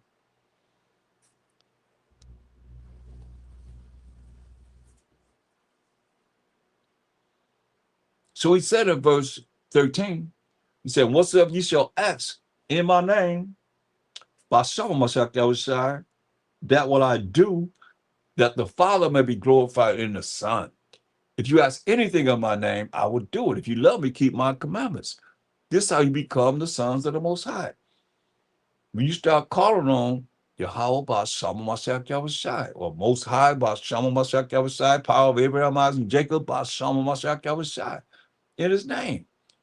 Simple as that. That's why even when you go back to the first sons of the Most High, going back to Genesis, I'm just about over here. I'm just about closing it out here. Genesis, the 4th chapter, and verse 25, 26. Now we know that Adam and Eve had Cain and Abel. Cain killed Abel. So when you read the story here, Cain was kicked out of the garden. So now here you look at in verse 25 of Genesis 4th chapter, it says, and Adam knew his wife again, and she bare a son, and called his name Seth. Right? So Adam and Eve had Seth.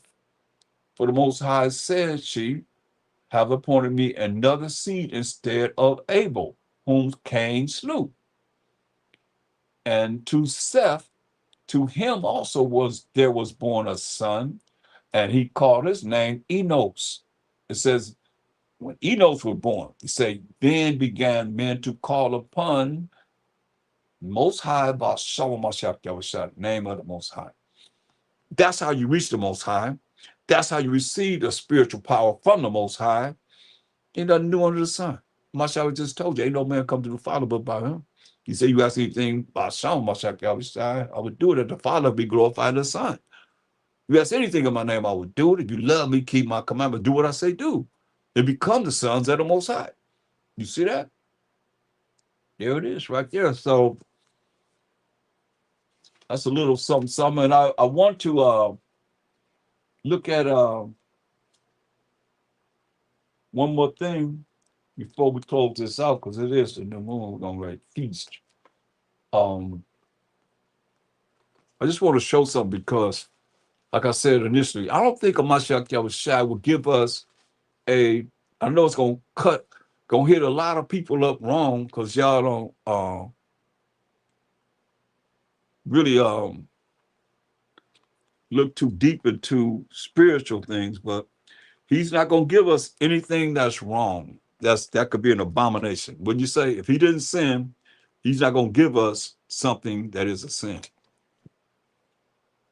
Right? A parable, whatever. You read this parable and you think you telling you it's a sin? Look, he said in Matthew 25, since we're dealing with that, I got a few more minutes to say,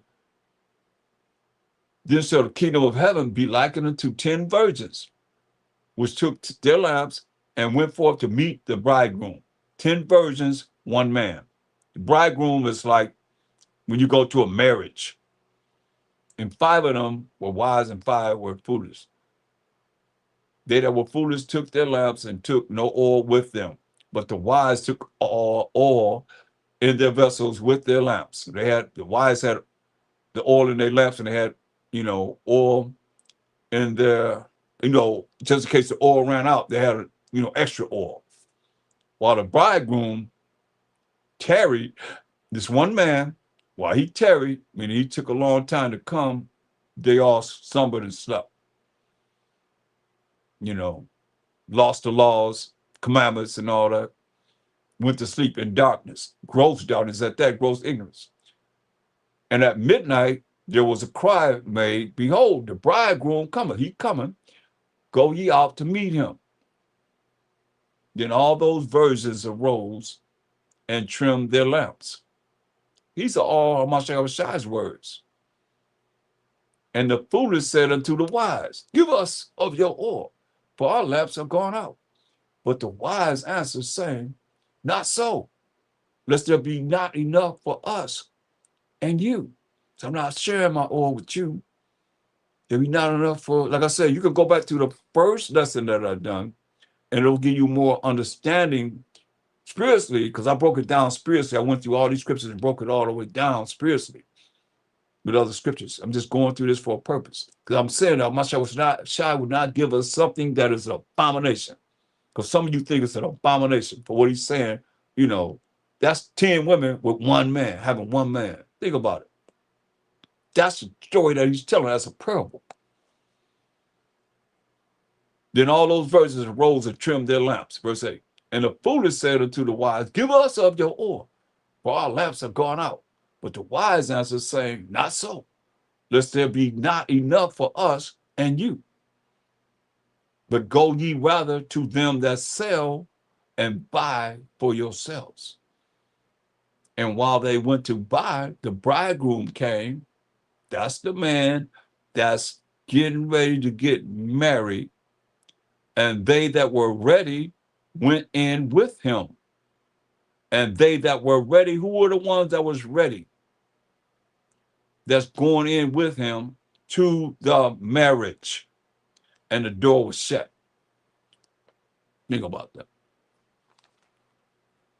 They that were ready, that's the 5 that had oil. And the door was shut. Now, this is our custom. Look at 2nd Ezra, the 9th chapter. Ezra is dealing with a woman, and she couldn't get pregnant. Let's look at verse 2nd Ezra 9 and 45. After 30 years, the Most High heard me, thine handmaid, looked upon my misery, considered my trouble, and gave me a son. And I was very glad of him.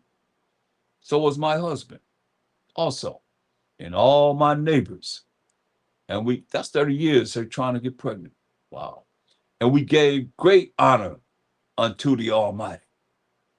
And I nourished him with great travail. So when he grew up and came to the time that he should have a wife, I made a feast. This is just like our what we call receptions. Only the feast come before the reception. She made a feast. Listen to what it says. 2nd Ezra 10 and 1. Just showing you that same thing as Mashayach Yahawashi saying right here. In verse 10 of Matthew 25. And while they went to buy, the ones that didn't have any oil, the 5 that didn't have any oil, the bridegroom came. And they that were ready, those 5 virgins, went in with him to the marriage, and the door was shut. Now, it's a parable, but he's not going to give us a parable that's an abomination, or that's a filthy, wicked act, or that's sin. Understand what I'm saying? So what is this? They went to the marriage, and the door was shut. This is the way it was, y'all. 2nd Ezra 10 and 1. So she made a feast for her son as he was getting ready to marry his wife. 2nd Ezra 10 and 1. And it so came to pass that when my son was entered into his wedding chamber, he fell down and died. Oh, sad. But see, the wedding chamber, that's how we operated. Just like if you know the story of our forefather Jacob, he worked a long time for Rachel.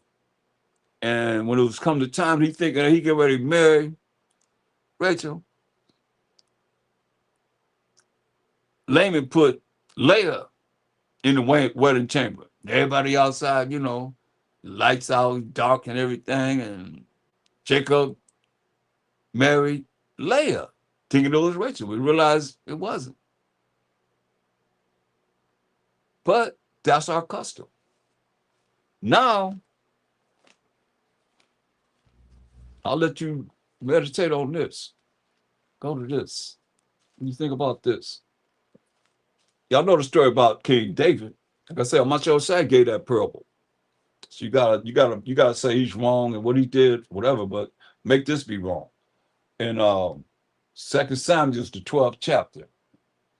You know, King David, before he was, he was king, he looked on his balcony, he looked down, and tell you the story, it's late. He looked on the balcony, he seen Bathsheba, who was Uriah's wife, taking a bath. And he called her up to him and he laid with her. He laid with her, he committed adultery. And she got pregnant. And she came back and told him, I'm pregnant. Uriah's out there with his soldiers fighting the war. To when Uriah, she done told David that she's pregnant. So David had plotted a scheme. So when Joab came out for the war, he said, hey, told Uriah, her husband, first go home to your wife.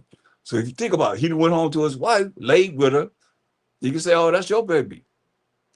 It would have been David's baby, right? No. But Uriah said, no, your man is steady. I'm going to stay right here with the soldiers. He didn't go home, right?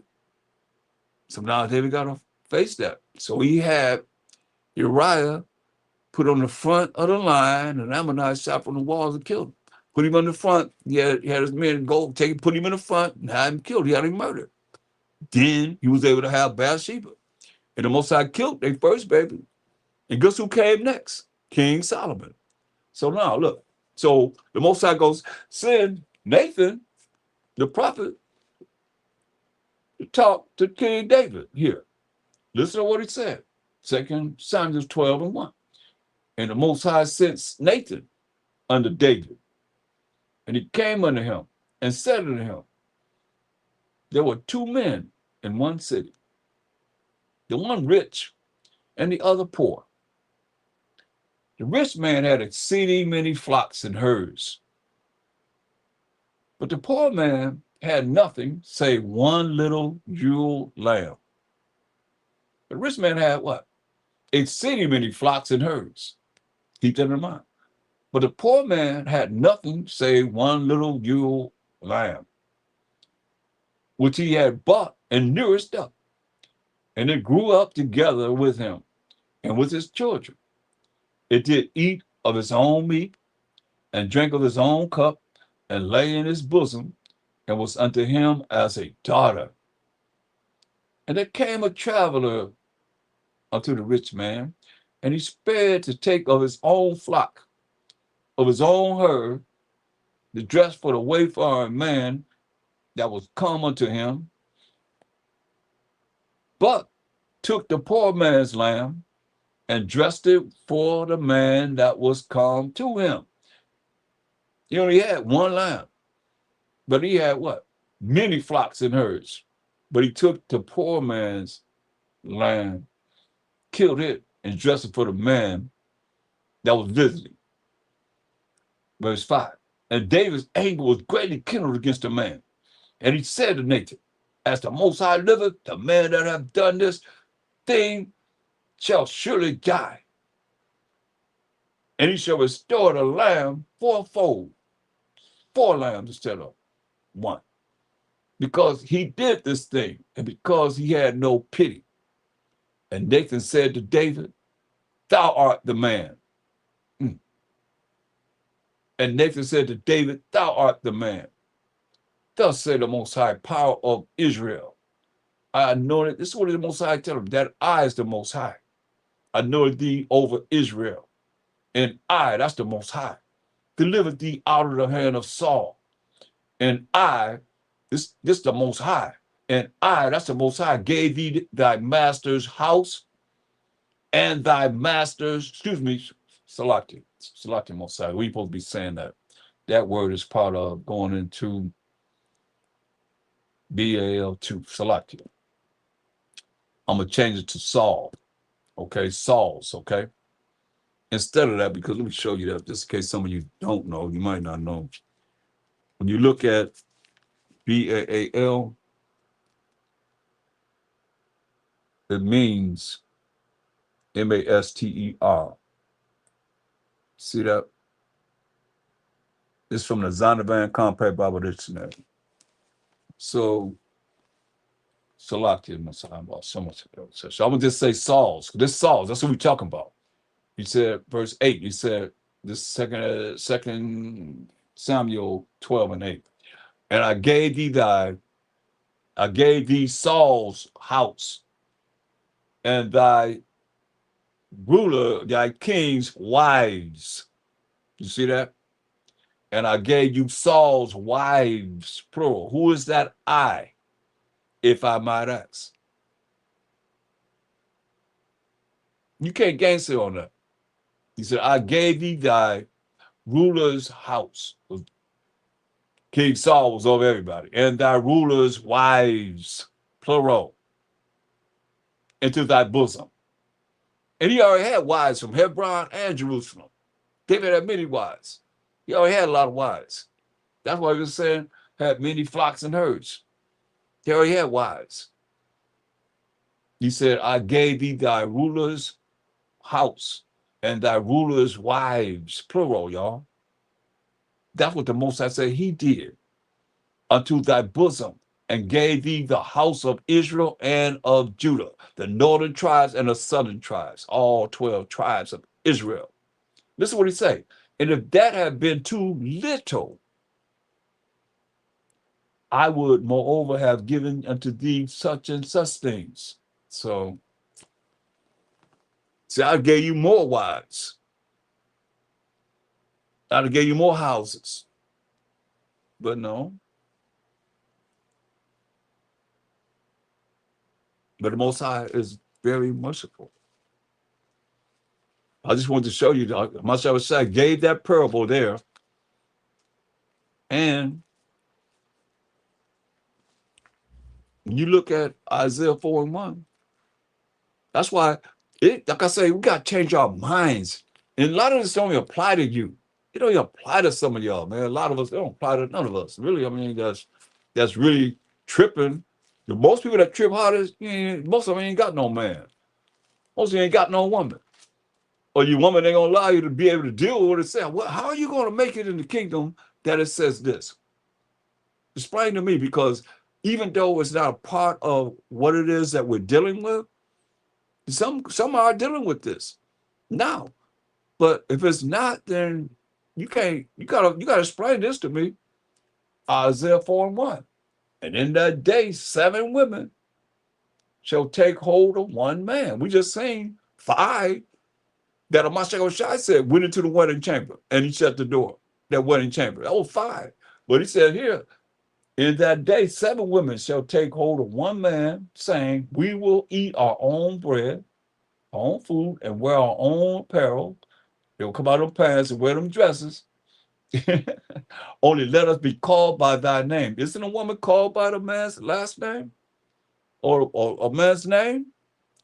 To take away our reproach. Come on.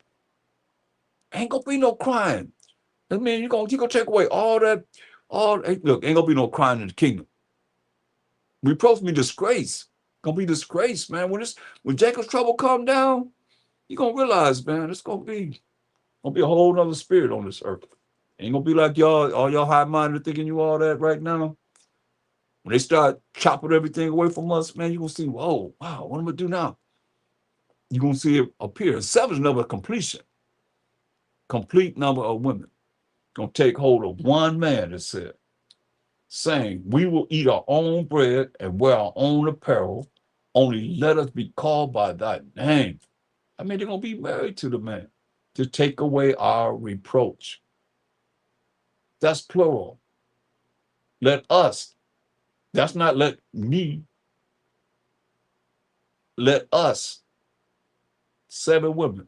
Let us be called by thy name to take away our reproach. That's serious, man. He's going to ordain it this time, man. Even if it's not now for you or me. or any of us. You still have to accept that. You don't accept it, how is this going to happen? I ask women all the time, are you ready for this? I'm talking only to the women that have children. You ready for this? Y'all give me an answer. Isaiah 60:21. It says, thy people also in the kingdom shall be all righteous, and be keeping the commandments of the Most High, keeping the laws of the Most High. They shall inherit the land forever, the branch of my planet. That's the Most High planet. The work of my hands, that I may be glorified. I'm telling y'all, what is it? What did the remnant do on the chariots? And we just read in Revelation 11 and 13. What they do? They glorified the Most High. Now he might be glorified, y'all. It don't change. It's the same thing. Listen what it say. A little one shall become 1,000. A little one gonna become 1,000. How is that? What woman is willing to put forth and bring forth 1,000 children? A little one. It ain't say many. It ain't really ones. It didn't say little ones. It say little one. Little one shall become 1,000. And a small one, a strong nation. I, the Most High, will hasten it in his time, y'all. Thus say the Most High. I mean, like I say, it don't apply to everyone, but you got to accept it. Or how you going to be in the kingdom? How are you going to be in the kingdom and you don't accept this? You don't accept that part. That's a part that a lot of people don't accept. And a lot of men don't accept it because they women don't let them accept it. They're weak in that aspect. But you got to break it down. I mean, well, my mindset, if it's going to happen in the kingdom, happen now, we still got to accept all of it. We got to eat the whole thing. You can't just say, throw that away. How you going to be in the kingdom and you don't believe that?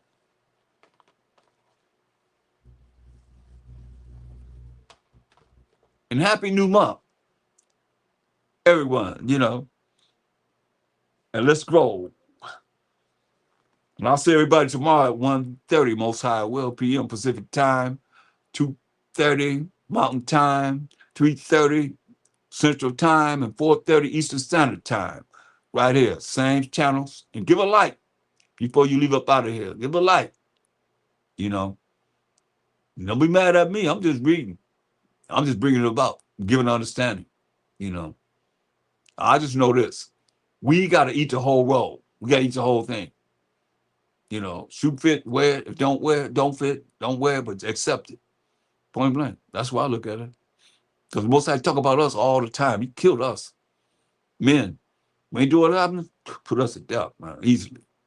So keep that in mind, y'all. With that, I say, Crumb Most High. Power, Abraham, Isaac, and Jacob. Crumb Mashayach Yahawashi. And Crumb Yasharella. And I'll see you tomorrow, Most High Will. Shalom.